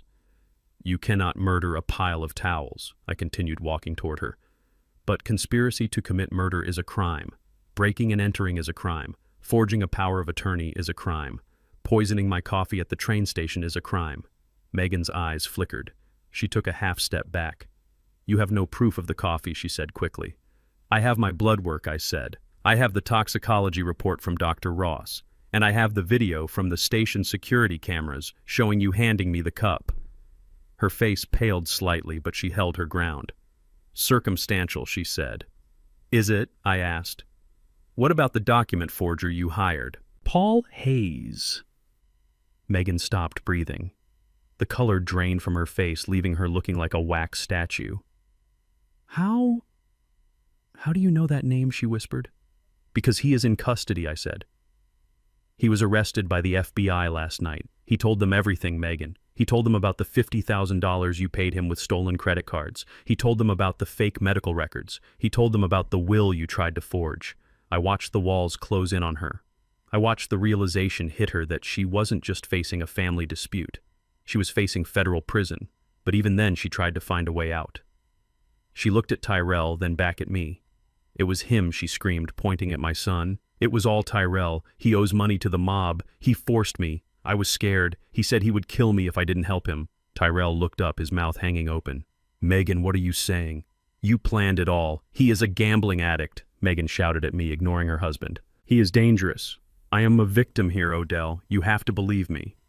I looked at them both. My son the coward, his wife the snake. They were turning on each other, devouring themselves, just as I knew they would. The two police officers stepped forward. That is enough, the detective said, pulling out his handcuffs. Wait, I said, raising my hand. The officers stopped. They looked at me confused. Do not arrest them yet, I said. Megan looked at me, hope flaring in her eyes. Odell, she breathed. Thank you. We can work this out. I can explain. I looked at her with zero emotion. I am not arresting you tonight, I said, because jail is too safe for you right now. What do you mean? Tyrell asked, struggling to his feet. I mean, I said that I know about your deadline, Tyrell. I know about the Monday deadline. I know about the $500,000. Tyrell began to shake again. If I put you in jail tonight, I continued, you get a bed, you get a meal, you get protection. The sharks cannot touch you in a cell. I took a step closer to them until I was looming over them. I want you to go home, I said. I want you to spend the next 48 hours in that empty house knowing that you have no money, knowing that the contract you signed with Mr. Cohen is worthless because the money is locked in escrow until I die, knowing that you have absolutely no way to pay your debts. I want you to feel the fear, I said. I want you to sit in the mess you made and wait for the consequences to arrive. Megan stared at me. You are letting us go. Get out of my sight, I said, pointing to the door. Get out before I change my mind. Go home and wait for Monday. Megan didn't need to be told twice. She grabbed Tyrell's arm and dragged him toward the door. Let's go, she hissed. We have to run. We have to leave town. They scrambled out of the room like rats fleeing a sinking ship. I heard their footsteps running down the hallway, echoing into the night. Alana looked at me. Are you sure that was wise? She asked. They might run. They won't get far, I said, watching the empty doorway. The police are going to tail them. They will pick them up the moment they try to cross the county line. But why let them go? She asked. Because I said, sitting back down in the armchair, feeling the exhaustion finally settle into my bones, I need them to know that they didn't just lose. I need them to know that they destroyed themselves. I looked at the empty bed where the pillows still lay scattered. Besides, I added, closing my eyes, I am not done with them yet. They still think I am a poor mechanic. When we meet in court, they are going to find out exactly who they tried to kill. And that surprise will be worse than any prison sentence. Monday morning arrived with a sky the color of a bruised plum, heavy with rain and impending doom. I sat in the safety of Alana's apartment sipping black coffee that tasted like victory, but my eyes were fixed on the screen of my laptop. I had access to the security feed in Mr. Cohen's office, a precaution we had set up years ago for high-stakes negotiations. Today, the stakes were not business, they were personal. Tyrell and Megan had survived the night. I had let them go at the hospice. I had let them run back to the empty house to stew in their terror. They had 48 hours before the loan sharks came to collect. They were desperate animals trapped in a cage of their own making. And like desperate animals, they did the only thing they knew how to do. They attacked. At 9 o'clock sharp, they burst into Mr. Cohen's reception area. They looked like wrecks.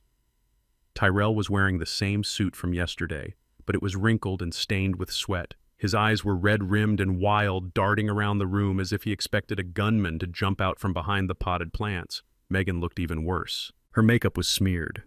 Her hair was a tangled mess, and the arrogance that usually carried her through life had been replaced by a frantic, manic energy. They pushed past the receptionist, ignoring her protests, and barged straight into Cohen's inner office. "We need to talk," Tyrell shouted, slamming his hands onto the mahogany desk. Cohen did not flinch. He sat in his high-backed leather chair, looking every bit the high-powered attorney he was. He adjusted his glasses and looked at them with a mixture of boredom and distaste. "Mr. and Mrs. Freeman," he said calmly, "to what do I owe the pleasure? I thought our business was concluded yesterday." "It is not concluded," Megan snapped, throwing herself into a chair. "The deal is a sham. The money is locked in escrow. We cannot access it." "That is the nature of the contract," Cohen said, shrugging. "I explained this. The funds require a death certificate. Well, he is not dead, Tyrell blurted out. He is alive. We saw him. He is awake. Cohen raised an eyebrow, feigning surprise. Is that so? That is miraculous news. I assume this means the sale is canceled since your power of attorney was based on his incapacity. No, Megan screamed. No, the sale stands. We have a signed contract with the Orion Group. We want the money released now. On what grounds, Cohen asked. On the grounds that we are his legal guardians, Megan said, her voice shrill. If he is alive but mentally incompetent, we still control his assets. We want to invoke the power of attorney to seize control of the escrow account. We need that cash today. I watched them from my screen, marveling at their audacity. They had tried to smother me with a pillow 12 hours ago. Now they were trying to rob me using the law. They were so blinded by the debt hanging over their heads that they could not see the cliff they were standing on. Cohen leaned back in his chair. He tented his fingers and looked at them for a long, silent moment. You want control, he said softly. You want to manage Odell Freeman's estate? Yes, Tyrell said. We are his family. We are his only heirs. It is our right. Cohen opened a drawer and pulled out a thick file. It was not the file for the house. It was a black binder with the logo of Freeman Logistics embossed on the cover in silver foil. He placed it on the desk. You are fighting over the house, Cohen said, his voice dropping to a conversational tone that was somehow more terrifying than a shout. You are panicked about a $1.5 million sale price that is locked in a bank. You are willing to commit forgery and murder for a few $100,000 to pay off a gambling debt. He opened the binder. It is tragic, really, because you have absolutely no idea who you are dealing with.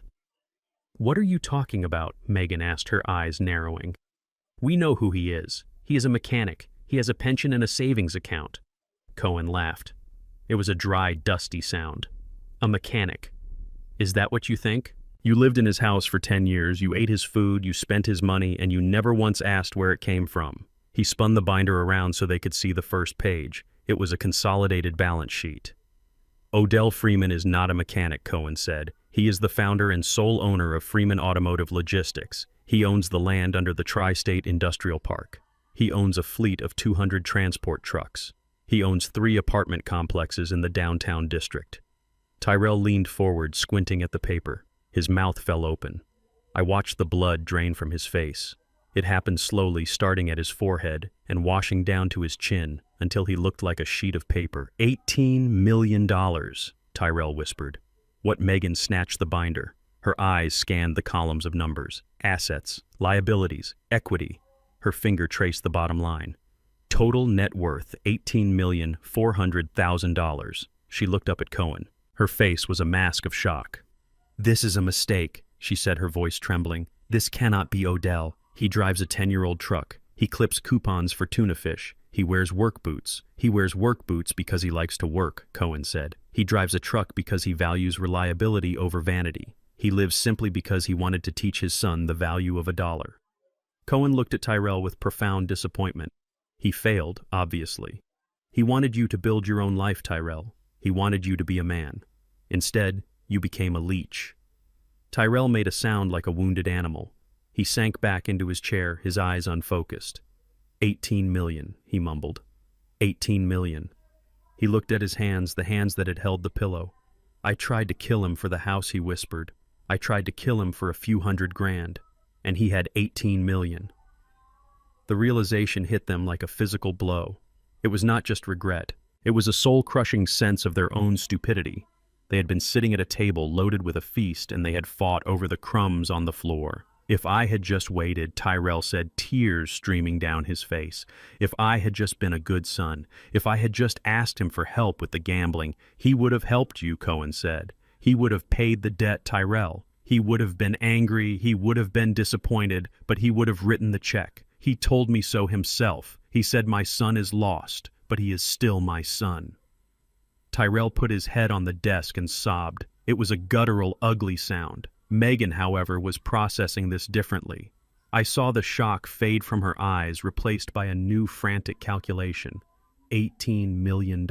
That was a life-changing amount of money. That was a private island amount of money. We are still his heirs, she said, her voice rising. He is alive. He is mentally incompetent according to the paperwork we filed. We are his guardians. That money is ours to manage. She looked at Cohen, a manic smile stretching her lips. We do not need the house money, she said, grabbing Tyrell's arm. Tyrell, wake up. We are rich. We control the estate. We can pay the Sharks today.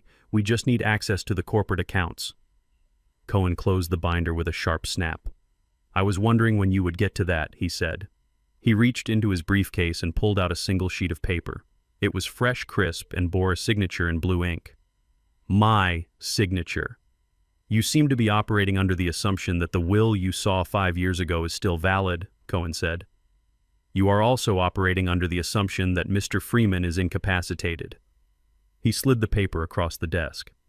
This is a codicil to the last will and testament of Odell Freeman, Cohen said. It was signed this morning at 8 a.m. It was witnessed by 2 police officers and notarized by myself. Megan snatched the paper. Her eyes scanned the text. What is this? She whispered. It is a poison pill clause, Cohen explained. Mr. Freeman anticipated that his death might be expedited, so he added a specific condition to his estate. Cohen leaned forward, his eyes locking onto Megan's. It states that in the event of Odell Freeman's death, if the cause is anything other than natural causes, verified by an independent autopsy conducted by the state medical examiner, the entire estate, every single penny of the $18 million is to be liquidated immediately and donated to the United Negro College Fund and the Victims of Domestic Abuse Charity. Megan dropped the paper. It fluttered to the floor like a dead leaf.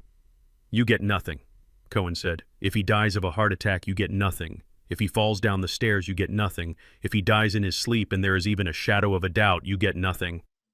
He looked at Tyrell, who was still sobbing on the desk. And if he is declared mentally incompetent, Cohen added, twisting the knife, the estate is placed into a blind trust managed by me. You get a monthly stipend of $500. Enough for groceries, not enough for gambling debts. The room fell silent. The clock on the wall ticked loudly. Tyrell lifted his head. He looked at Cohen, then at Megan. So we cannot kill him, he whispered. No, Cohen said. And we cannot declare him crazy, Tyrell said. No, Cohen said. And we cannot sell the house because the money is in escrow until he dies, Tyrell said. Correct, Cohen said. So we have nothing, Tyrell said, his voice flat. We have $18 million dangling in front of our faces, and we cannot touch a dime, and the Sharks are coming tomorrow. That sums it up nicely, Cohen said. Megan let out a scream of pure frustration. She swept her arm across the desk, knocking the lamp and the pencil holder to the floor. You rigged it, she screamed. You rigged it all. You knew. You knew we were desperate. I knew you were greedy, Cohen said calmly. Greed is predictable, Mrs. Freeman. It makes people stupid. It makes them take risks. It makes them sign contracts they should not sign and attempt murders they should not attempt. He stood up, signaling that the meeting was over. You have 24 hours until your creditors arrive, Cohen said, checking his watch. I suggest you spend them wisely. Perhaps you can find a way to pay them back. Or perhaps you can run. Although from what I hear about the people you borrowed from running just makes them angry. Tyrell stood up. He looked like a zombie. The hope was gone from his eyes. The greed was gone. There was only terror left. We have to go, he told Megan. We have to figure something out. Megan looked at him with pure hatred. There is nothing to figure out, she spat. You did this. You lost the money. You hired the Sharks. You failed to kill him. This is on you, Tyrell. She grabbed her purse and stormed out of the office, leaving him alone. Tyrell looked at Cohen one last time. Tell my dad. Tell him I am sorry, he whispered. Cohen looked at him. You can tell him yourself, Cohen said. He will be at the courthouse when you are arraigned, assuming you survive the weekend. Tyrell nodded slowly. He turned and walked out of the office, a man walking toward his own execution. I watched him go. I felt a pang of sorrow deep in my chest, not for the man he was, but for the boy he used to be. But the sorrow was quickly replaced by the cold reality of justice. He had made his bed. Now he had to lie in it, or die in it. I closed the laptop connection. Alana was standing in the doorway holding a cup of coffee. Is it done? She asked. The trap is sprung, I said, rubbing my eyes. They know everything. They know about the money. They know they cannot touch it. And they know they are out of time. What happens now? She asked. Now, I said, standing up and walking to the window to watch the rain fall on the city. I wait. They have one card left to play. I know my son. When he is cornered, he does not fight. He begs. And he uses the only leverage he has left. What leverage? Alana asked. I turned to her, my face grim. A leverage I didn't know existed until 3 days ago, I said. A leverage they kept hidden in a basement across town. My grandson. I never told you, Alana, I said, my voice breaking for the first time. They have a son. My grandson. They hid him from me. They told me Megan could not have children. They didn't want to share the inheritance with another heir. But now that they are desperate, they will use him. They will use an innocent child as a human shield. I clenched my fist, and that I said is the one thing I will not forgive. When they bring that boy to my door, the game ends, and the punishment begins. The rain had turned into a torrential downpour by Tuesday evening, washing the grime of the city into the gutters, but it could not wash away the stain of what my family was about to do.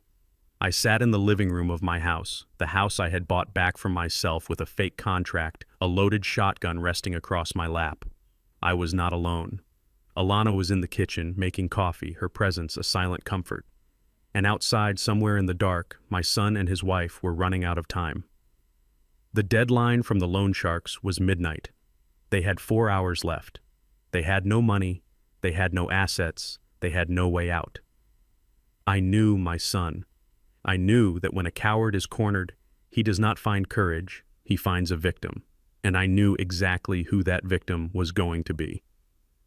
3 days ago, while digging through the digital footprint of Tyrell's life, my private investigator had found a birth certificate. It was for a boy named Leo, born 6 years ago, to a woman Tyrell had dated before Megan. I remembered that time. Tyrell had disappeared for a year, telling me he was working on an oil rig. He lied. He was living in a basement apartment 3 towns over, hiding a child he did not want. When he met Megan, she gave him an ultimatum. Get rid of the baggage or lose the chance at the Freeman inheritance. So they hid the boy. They parked him with Megan's elderly aunt in a trailer park, sending just enough money to keep him alive, but not enough to let him thrive. They erased him. They told me Megan was barren. They denied me the only thing I wanted more than a legacy, a grandson. But now desperation had changed the rules. I watched the security monitors. A car pulled up to the front gate. It was not Tyrell's sedan. It was a rusted hatchback, likely borrowed or stolen. The headlights cut through the rain, illuminating the iron bars of the gate I had installed to keep the world out. The car doors opened. Tyrell got out first, shielding his face from the rain. He looked like a skeleton. His clothes hung off him. His eyes were sunken pits of terror. Megan followed him. She was frantic, her movements jerky and uncoordinated, and then they reached into the back seat. My heart stopped beating for a full second. Tyrell pulled out a small bundle. It was a child. A boy. He was small for his age, painfully thin. They had dressed him in a tattered, oversized t-shirt and shorts, even though it was 40 degrees and raining. He was barefoot. He was shivering so violently I could see his small shoulders shaking from the camera mounted 20 feet away. They were using him as a prop. They had stripped him of his dignity to play on my sympathy. They were banking on the fact that I was not a monster, even if they were. Megan grabbed the boy by the shoulder and marched him toward the intercom. She pushed him forward until his face was pressed against the cold metal box. "Do it!" she screamed, her voice distorted by the speaker system. Tell him. Tell him you are hungry." The boy did not speak. He just stared at the camera lens, his eyes wide and dark, filled with a terror no 6-year-old should ever know.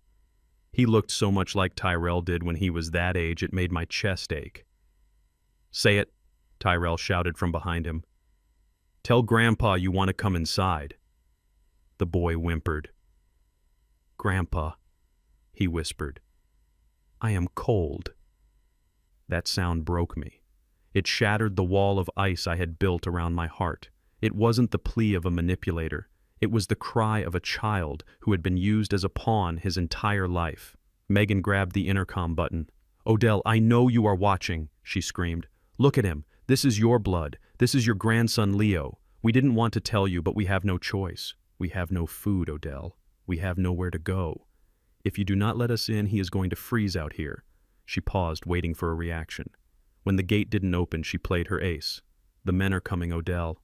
The men who want the money. If we are out here when they arrive, they won't just hurt us, they will hurt him. Do you want that on your conscience? Do you want your grandson's blood on your driveway? I stood up. The shotgun felt heavy in my hand, but my grip was steady. I walked to the front door and unlocked it. Stay here, I told Alana. Call 911 if you hear a shot. I stepped out onto the porch. The rain hammered against the roof louder than the blood rushing in my ears. I walked down the driveway, my boots splashing in the puddles. I stopped 10 feet from the gate. I saw them through the iron bars. They looked like drowned rats. Megan was holding Leo by the neck, her fingers digging into his skin. Tyrell was standing behind her, looking over his shoulder at every shadow, terrified that the Reaper was already coming for him. They saw me. Dad, Tyrell cried, running to the bars. Dad, please, open the gate. We are sorry. We are so sorry. I did not look at him. I looked at the boy. Leo looked back at me. He didn't know who I was. To him, I was just another angry adult in a world full of them. But in his eyes, I saw Etta. I saw the same shape, the same depth. Let the boy go, I said, my voice cutting through the sound of the rain. Megan pushed Leo forward until his chest was pressed against the bars. We all come in or nobody comes in, she shouted. We are a family, Odell. You take all of us. I looked at her. I looked at the woman who had poisoned my coffee. I looked at the woman who had tried to smother me. And I realized that she would let that boy die right there on the sidewalk if it meant saving her own skin. You have 3 seconds, I said, reaching into my pocket for the remote control to the gate. I am opening this gate for exactly 5 seconds. If that boy is not inside by the time it closes, I am leaving him out here with you. Megan's eyes widened. You wouldn't dare. Try me, I said. I pressed the button. The motor whirred. The heavy iron gate began to slide open slowly, inch by inch. Megan hesitated. She looked at the opening, then at Tyrell, then at me. She was calculating the odds. She was wondering if she could rush me. Go! Tyrell shouted, pushing Leo. Run inside, Leo. Run to Grandpa. The boy stumbled forward, slipping on the wet pavement. He scrambled up and ran through the gap. He ran past me, his bare feet slapping against the concrete, and didn't stop until he reached the safety of the porch. The gate was halfway open now, wide enough for a man. Tyrell saw his chance. He lunged. He didn't care about Megan. He didn't care about Leo. He just saw the sanctuary of the house, and he ran for it. He sprinted toward the opening, his face twisted in a rictus of desperation. Wait! Megan screamed, grabbing at his jacket, but he shook her off. Tyrell crossed the threshold. He was inside the perimeter. He thought he had made it. He thought his father's love, or at least his father's weakness, had saved him one last time. He looked at me, a smile of relief breaking across his face. Dad, he panted. Thank you. I knew you wouldn't... Click, clack. The sound of the shotgun racking a shell into the chamber was loud enough to silence the rain. Tyrell froze. He looked down. The barrel of the 12-gauge was pointed directly at his left kneecap. I didn't blink. I didn't waver. I looked my son in the eye, and I saw the moment his soul finally broke. I took the boy, I said, my voice low and terrifying. That was the deal. But Dad, Tyrell whispered, raising his hands. I am your son. No, I said. My son is dead. You are the man who killed him. I took a step forward, pressing the barrel of the gun until it was inches from his soaked trousers. You have 1 second to step back across that line, I said. If you take one more step toward my house, I will blow your leg off, and then I will drag you out to the street and leave you for the sharks. Tyrell looked at my eyes. He was looking for mercy. He was looking for the man who used to read him bedtime stories. He found only a stranger who was ready to pull the trigger. He whimpered. A pathetic sound like a kicked dog. He took a step back, then another. He retreated through the gate, his hand still raised in surrender. Megan was standing outside, soaking wet, staring at me with a hatred that could burn down cities, but she didn't move. She knew I wasn't bluffing. I pressed the button on the remote. The gate stopped, then reversed direction. It began to slide shut. Tyrell stood there in the rain, watching his salvation disappear. Dad, he screamed, they are going to kill us. They are going to kill us tonight. I know, I said. The gate clanged shut. The electronic lock engaged with a finality that echoed in the night. I stood there for a moment, watching them through the bars. 2 ghosts haunting the life they had thrown away. Then I turned my back on them. I walked up the driveway toward the porch where a shivering little boy was waiting for me. I laid the shotgun down on the swing. I took off my dry suit jacket and wrapped it around his small shoulders. "Come inside, Leo," I said softly. "It is warm inside, and there is plenty of food." The boy looked up at me. "Who are you?" he asked, his teeth chattering. "I am your grandfather," I said, picking him up. He was light, too light. "And I am going to make sure you never have to be cold again." As I carried him into the house, I heard Tyrell screaming my name from the street. I didn't look back. I closed the heavy oak door and locked it. The world outside could do what it wanted with Tyrell and Megan. In here I had a new life to save. And this time, I wasn't going to fail. The heavy oak door clicked shut, locking out the storm and the two people who had once been my family. Inside the house was warm and quiet, save for the soft humming of the refrigerator and the rhythmic breathing of my grandson Leo, who had fallen asleep almost instantly on the sofa, wrapped in a dry blanket. Alana sat beside him, her hand resting protectively on his shoulder. I stood by the window watching the monitor that displayed the driveway. The rain was coming down in sheets now, turning the world into a blurred watercolor of gray and black. Tyrell and Megan were still standing at the gate. They looked like statues erected to commemorate despair. They were soaked to the bone, their expensive clothes ruined their hair plastered to their skulls. They were arguing. I could see their mouths moving, their arms flailing, but the sound was lost in the drumming of the rain. They were blaming each other. They were screaming into the void. Then the headlights appeared. A black van turned off the main road and idled at the curb just behind Tyrell's stolen hatchback. It was a nondescript vehicle, the kind used for deliveries or plumbing, but to anyone who knew the streets, it was a shark tank on wheels. Tyrell froze. I saw him grab Megan's arm, pulling her back. Megan stared at the van, her face illuminated by the harsh white beams. She knew. She knew who it was. The side door of the van slid open. Two men stepped out. They were not large men, but they moved with a predatory efficiency that was far more terrifying than size. They wore dark raincoats and baseball caps pulled low. Tyrell tried to step in front of Megan, but one of the men simply pushed him aside. Tyrell stumbled and fell into a puddle, splashing mud onto his face. He scrambled backward, crab-walking away from the threat, his courage dissolving like sugar in hot water. The men grabbed Megan. She screamed. I saw her mouth open wide. I saw the terror in her eyes, but the sound was swallowed by the storm. She kicked and scratched, fighting like a cornered cat, but it was useless. They lifted her off the ground and threw her into the back of the van.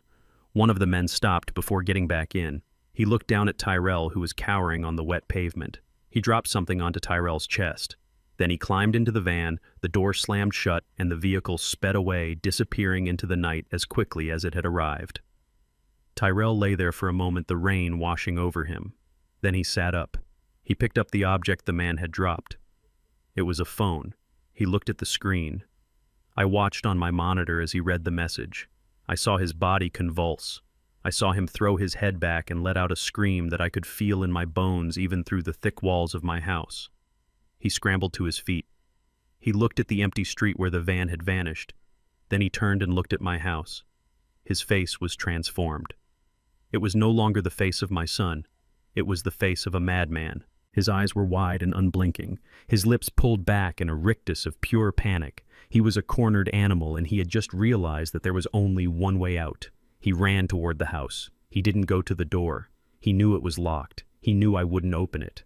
He ran to the side of the house, to the large bay window that looked into the dining room. I heard the crash before I saw it. Glass shattered. The sound was explosive, sharp, and violent. Alana jumped up, gasping. "Take the boy," I ordered, my voice calm and steady. "Go to the safe room in the basement. Lock the door. Do not come out until I come for you or until the police open it." Alana looked at me, her eyes wide with fear. "Odell, what are you going to do?" "I am going to handle my son," I said. "Go." She scooped up Leo, who was groggy and confused, and ran for the basement door.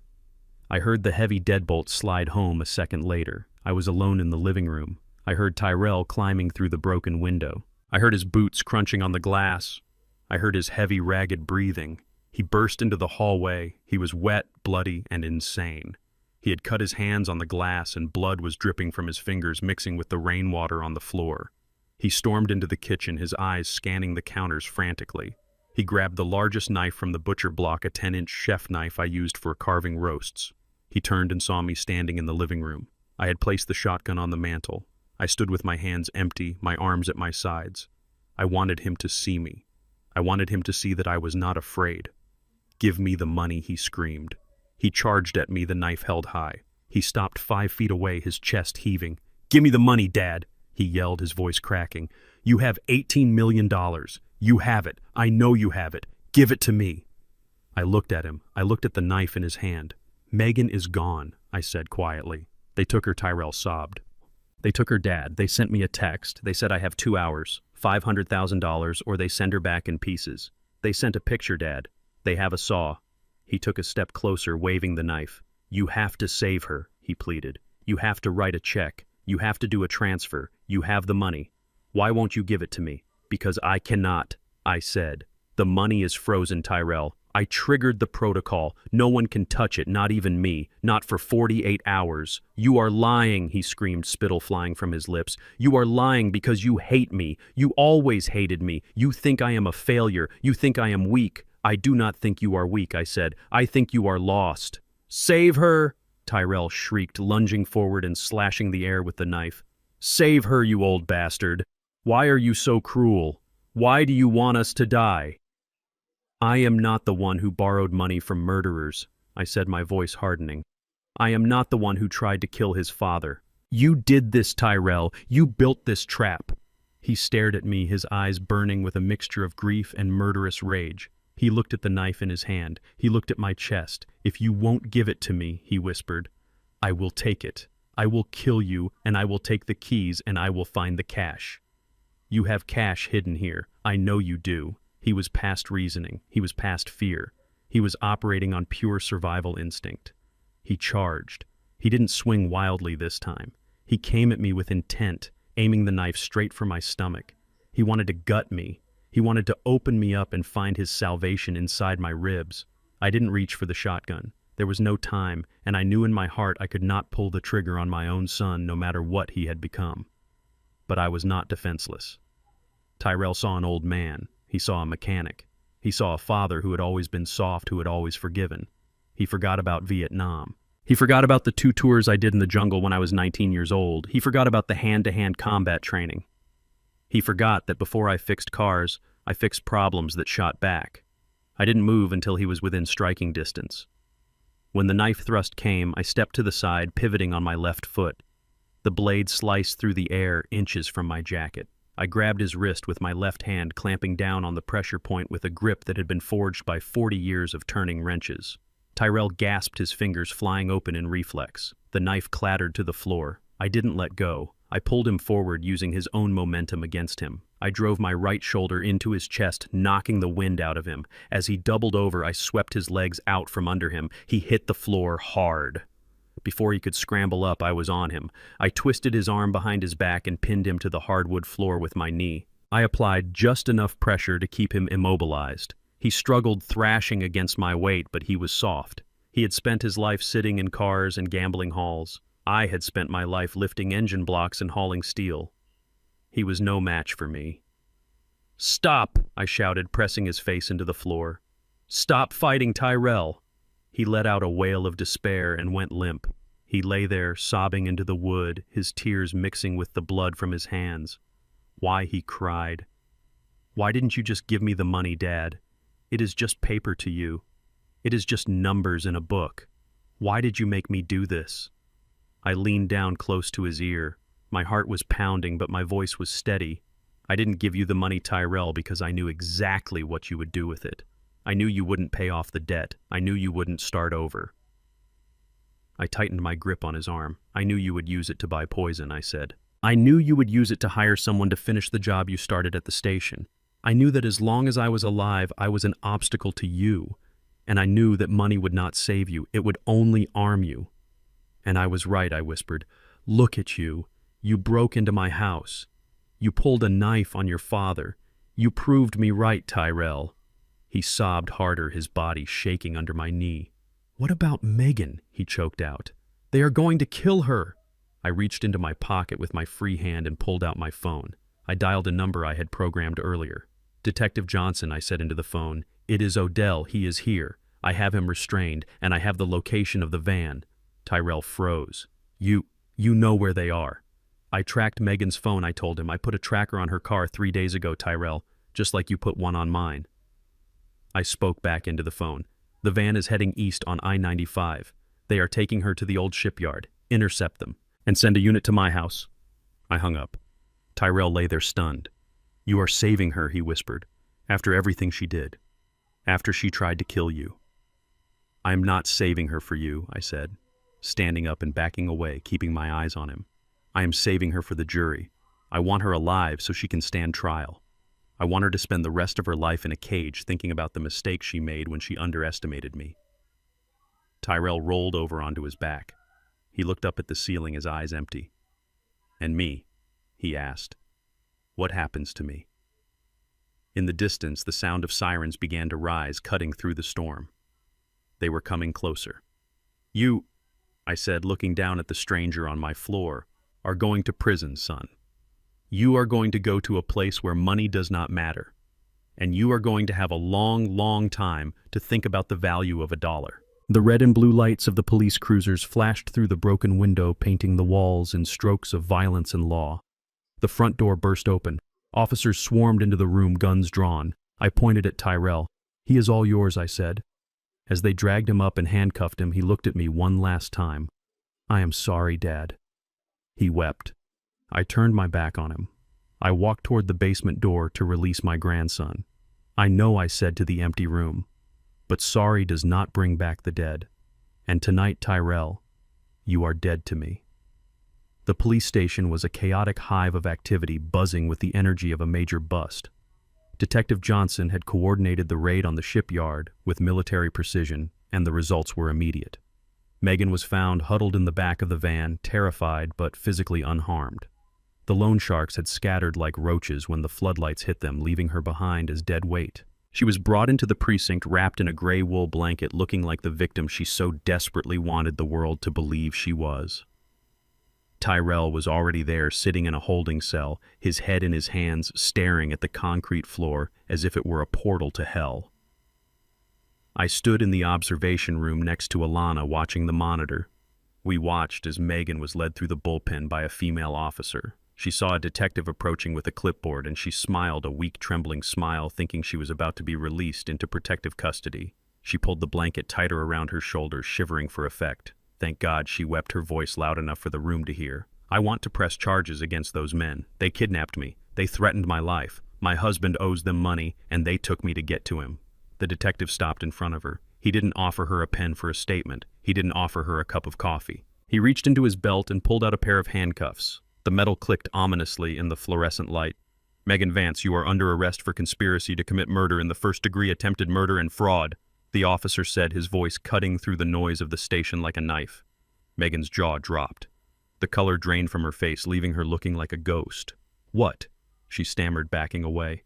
No, I am the victim here. You do not understand. My husband owes money to the mob. They took me. I am the victim. We know about the kidnapping, Mrs. Vance, Detective Johnson said, stepping into the circle. We rescued you, remember. But we also know about the poison at Union Station. We know about the pillow at the hospice. And we know about the forged documents found in your apartment. He held up a plastic evidence bag containing a small vial of warfarin found in her purse during the rescue. We found this on you, Megan, he said.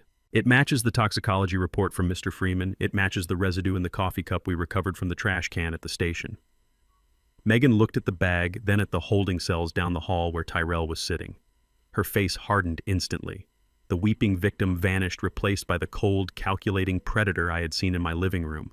Her eyes narrowed and her posture straightened. It wasn't me, she said, her voice dropping to a hiss. It was him. They separated them into 2 interrogation rooms. Room A held Megan. Room B held Tyrell. I stood behind the one-way glass of Room A, watching the woman who had tried to kill me dissect her marriage with surgical precision. She sat at the metal table, her hands clasped in front of her, composure regained. She looked at the mirror as if she knew I was there watching her spin her web. I want a deal, she said to Detective Johnson without waiting for him to sit down. If I testify against Tyrell, I want immunity. Immunity? Johnson laughed a dry, humorless sound.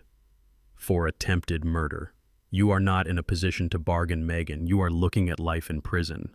I was coerced, she stated flatly. Tyrell is a drug addict and a gambler. He has a violent temper. He told me that if I didn't help him get his father's money, the loan sharks would kill us both. He threatened to hurt me. He threatened to hurt his son Leo.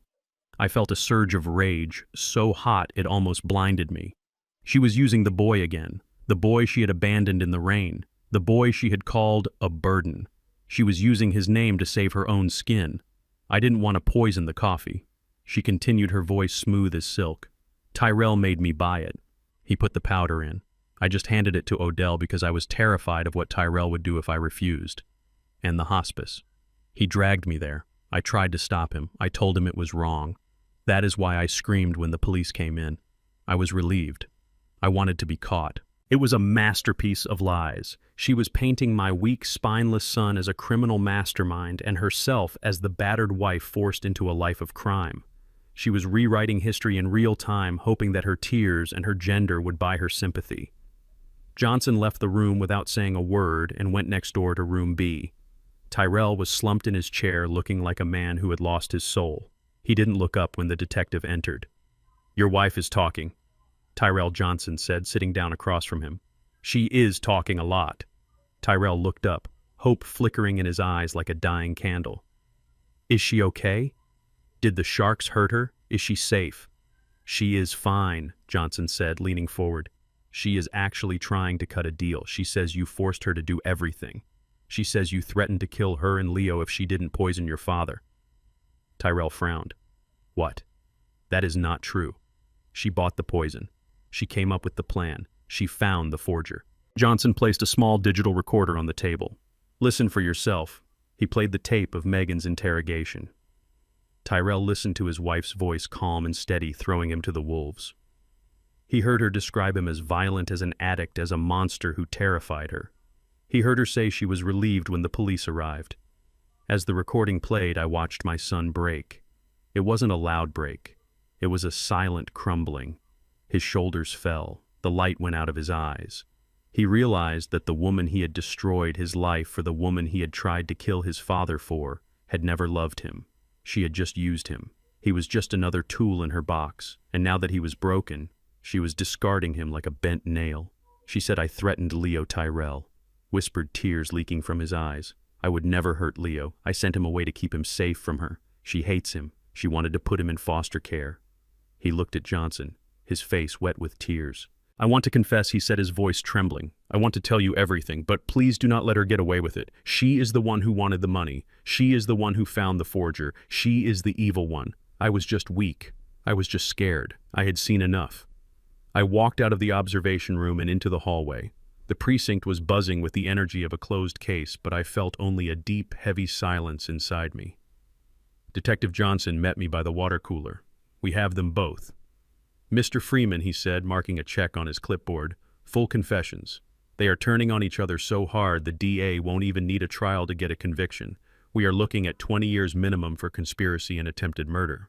He looked at me, his expression softening. "You know the DA might offer a plea bargain," he said. "It saves the state money and time. If they plead guilty, they might get 15 years. Would you be okay with that?" I looked through the glass of room B where Tyrell was weeping into his hands. I looked at the man who had raised a knife to me in my own home. I looked at the man who had tried to smother me with a pillow. I remembered the little boy I had held, but that boy was gone, replaced by the stranger in the interrogation room.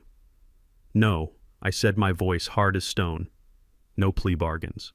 But Mr. Freeman Johnson said, "A trial is stressful. You would have to testify. You would have to see them in court. You would have to relive all of this." "I want to testify," I said. "I want to stand on that stand, and I want to look them in the eye, and I want to tell the jury exactly what they did. I want them to hear it from me. I want them to see the father they betrayed." I turned to look at the glass one last time.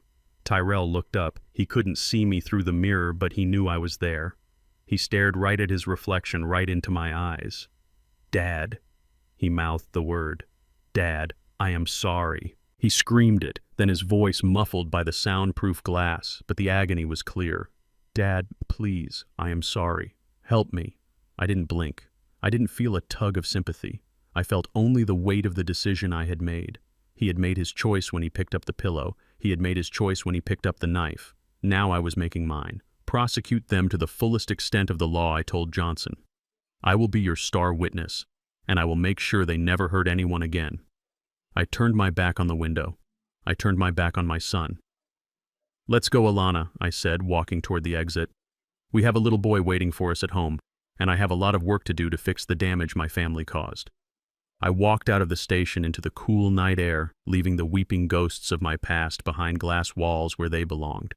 The rain had stopped, and the air smelled clean. It was over, and a new life was beginning. The gavel hit the wood with a sound that felt like a heavy door slamming shut forever. 20 years. That was the sentence the judge handed down to my son and his wife. 20 years for conspiracy, attempted murder, and fraud. I sat in the back of the courtroom watching the bailiffs lead them away. Megan was weeping loudly, her cries echoing off the high ceilings, blaming everyone but herself until the heavy doors swallowed her voice. Tyrell did not cry. He stopped just before he crossed the threshold and looked back at me. His eyes were empty, stripped of the arrogance and the greed that had defined him for so long. He looked at me and nodded, a small, almost imperceptible movement of acceptance. He knew he deserved it. I did not wave. I did not smile. I just watched him go, feeling the phantom weight of the son I had lost years ago finally fade away. The man leaving the room was a stranger who had tried to kill me. The boy I loved was a memory I would keep locked away. The real victory did not happen in that courtroom. It happened 2 weeks later in a small office at Child Protective Services. I signed the final papers, and the caseworker handed me a file stamped permanent custody. Leo was mine, not a pawn, not a burden, but my grandson. We moved into a modest house on the outskirts of town, far away from the memories of the old mansion. It had a big yard and a detached garage that smelled of oil and dust, just the way I liked it. I made a promise to myself the day we moved in. I would not make the same mistake twice. I had ruined Tyrell by giving him too much, by shielding him from the struggle. Leo would be different. On his first Saturday with me, I woke him up at 6 in the morning. He rubbed the sleep from his eyes, confused but trusting. We went out to the garage where I had an old engine block sitting on a stand. This is how we earn our breakfast, I told him, handing him a wrench that was almost as big as his arm. I taught him how to loosen bolts. I taught him the difference between a ratchet and a socket. I watched his small hands get covered in grease and grime. When he scraped his knuckle, he did not cry. He just looked at me, and I nodded, and he wiped the blood on his jeans and kept working. We planted a vegetable garden in the backyard, turning the soil with shovels until our backs ached. When the first tomatoes ripened, I did not just give them to him. We set up a small stand at the end of the driveway, and he sold them to the neighbors. When he held that first $5 bill in his hand, his face lit up with a pride I had never seen in his father. He understood. He understood that value comes from effort, not from inheritance. He was learning to build, not to take. 6 months after the trial, the leaves were beginning to turn gold, and the air was crisp. I put on my best suit, the one I had worn to confront Tyrell at the hospital, and drove to the city center. I had a meeting at Mr. Cohen's office. Alana was there waiting for me. She looked tired. She had been working double shifts at the hospital, saving lives while struggling to pay off her own student loans. She smiled when she saw me, a genuine warm smile that reminded me of the angel who had saved me at the station. We sat in the conference room, the same room where Tyrell had signed his life away. Cohen placed a thick document on the table. "It is done, Odell," he said. "The paperwork is filed." I turned to Alana. "You saved my life," I said. "You gave me a second chance. Now I want to give a second chance to others." I slid the document toward her. "This is the charter for the Etta Freeman Foundation," I explained. "It is a non-profit organization dedicated to providing legal, financial, and protective services to elderly people who are being abused or exploited by their families." Alana looked at the papers, her eyes widening. "We are going to hire lawyers, investigators, and social workers," I continued. "We are going to make sure that no grandmother is ever forced into a home against her will. We are going to make sure that no father is ever poisoned for his pension. We are going to fight for the people who are too tired or too scared to fight for themselves. And I need someone to run it," I said, looking her in the eye. "Someone who is smart, someone who is brave, someone who knows how to spot a lie and how to save a life. I want you to be the executive director, Alana." She gasped, covering her mouth with her hand. "Me? But I am just a doctor." "You are a warrior," I corrected her, "and warriors are what we need. The salary is $300,000 a year plus full benefits. You can quit the hospital. You can pay off your loans. You can dedicate your life to saving people before they end up in the emergency room." Tears streamed down her face. "Odell, I do not know what to say." Say yes, I told her. She nodded, unable to speak. Yes. Yes, I will do it. There is one more thing, Cohen interjected. He reached into his pocket and pulled out a set of keys. They were heavy brass keys attached to a leather fob. I recognized them immediately. They were the keys to my old house, the mansion Tyrell had tried to sell, the house where my heart had been broken. The foundation needs a headquarters, Cohen said. It needs a safe house, a place where victims can go when they have nowhere else, a place where they can feel safe, protected, and valued. He slid the keys across the polished table to Alana. Odell has donated his property to the foundation, Cohen said. That house will no longer be a monument to greed. It will be a sanctuary. It will be a temporary shelter for seniors in crisis. It will be filled with people who need help, not people who want money. Alana picked up the keys, clutching them to her chest. She looked at me, and I saw a deep, profound understanding in her eyes.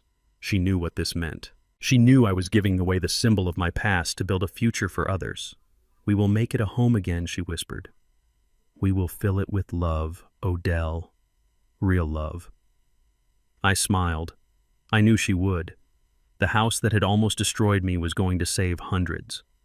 That was the best revenge I could ever ask for. The sun was beginning to set, painting the sky in streaks of violet and orange as I drove Leo to the cemetery. It was a ritual we had started a few months ago.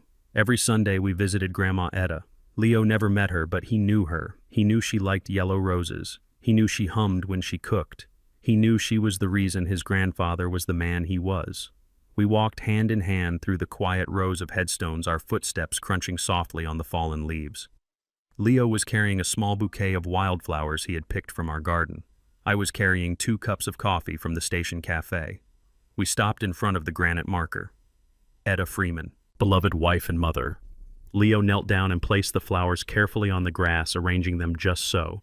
He traced the letters of her name with his small, dirty finger. Hi, Grandma, he said softly. I got an A on my spelling test. And Grandpa taught me how to change a spark plug. I didn't lose any bolts this time. I smiled watching him. He was a good boy. He had a good heart. He wasn't poisoned by entitlement. He was growing strong and straight like a young oak tree. I knelt down beside him. The stone was cool under my hand. I opened one of the coffee cups. Steam rose into the cool evening air, carrying the rich scent of hazelnut roast. I placed the cup on the grass next to the flowers. Etta, I whispered. I brought you a coffee. It is from the station. I took a sip from my own cup. The liquid was hot and strong. It is not bitter today, I said, my voice thick with emotion. It tastes good, Etta. It tastes like hope. I looked at the headstone, feeling her presence in the wind that rustled the trees. We lost a son. I said, tears pricking my eyes. I tried Etta. I tried so hard, but he chose a path I could not follow. I had to let him go. I had to stop him before he destroyed everything we built. I reached out and put my hand on Leo's shoulder. He leaned into me solid and warm. But God is good, I continued. He took one away, but he gave one back. He gave us a second chance, Etta. He gave us Leo. I looked down at the boy. He looked up at me, his eyes bright and full of trust. I promise you, I whispered to the stone and to the woman buried beneath it. I promise you, Etta, I will do it right this time. I will teach him to be a man of honor. I will teach him that love is an action, not a transaction. I will protect him, but I will not spoil him. He will carry our name, and he will make it mean something again. Leo stood up and took my hand. His grip was firm. Are you okay, Grandpa? He asked. I stood up, my knees cracking slightly with age. I took a deep breath of the clean autumn air. The weight was gone. The fear was gone. The poison was gone. I am okay, Leo, I said, squeezing his hand. I am better than okay. I looked toward the horizon where the sun was dipping below the tree line, casting long golden shadows across the grass.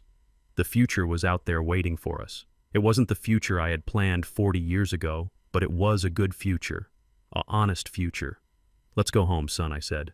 We have work to do tomorrow. We turned and walked away from the grave, leaving the coffee to cool in the twilight.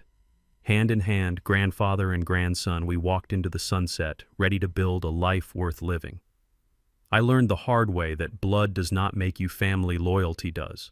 For 40 years I thought I was protecting my son by hiding my wealth, but I was actually robbing him of the struggle that builds true character.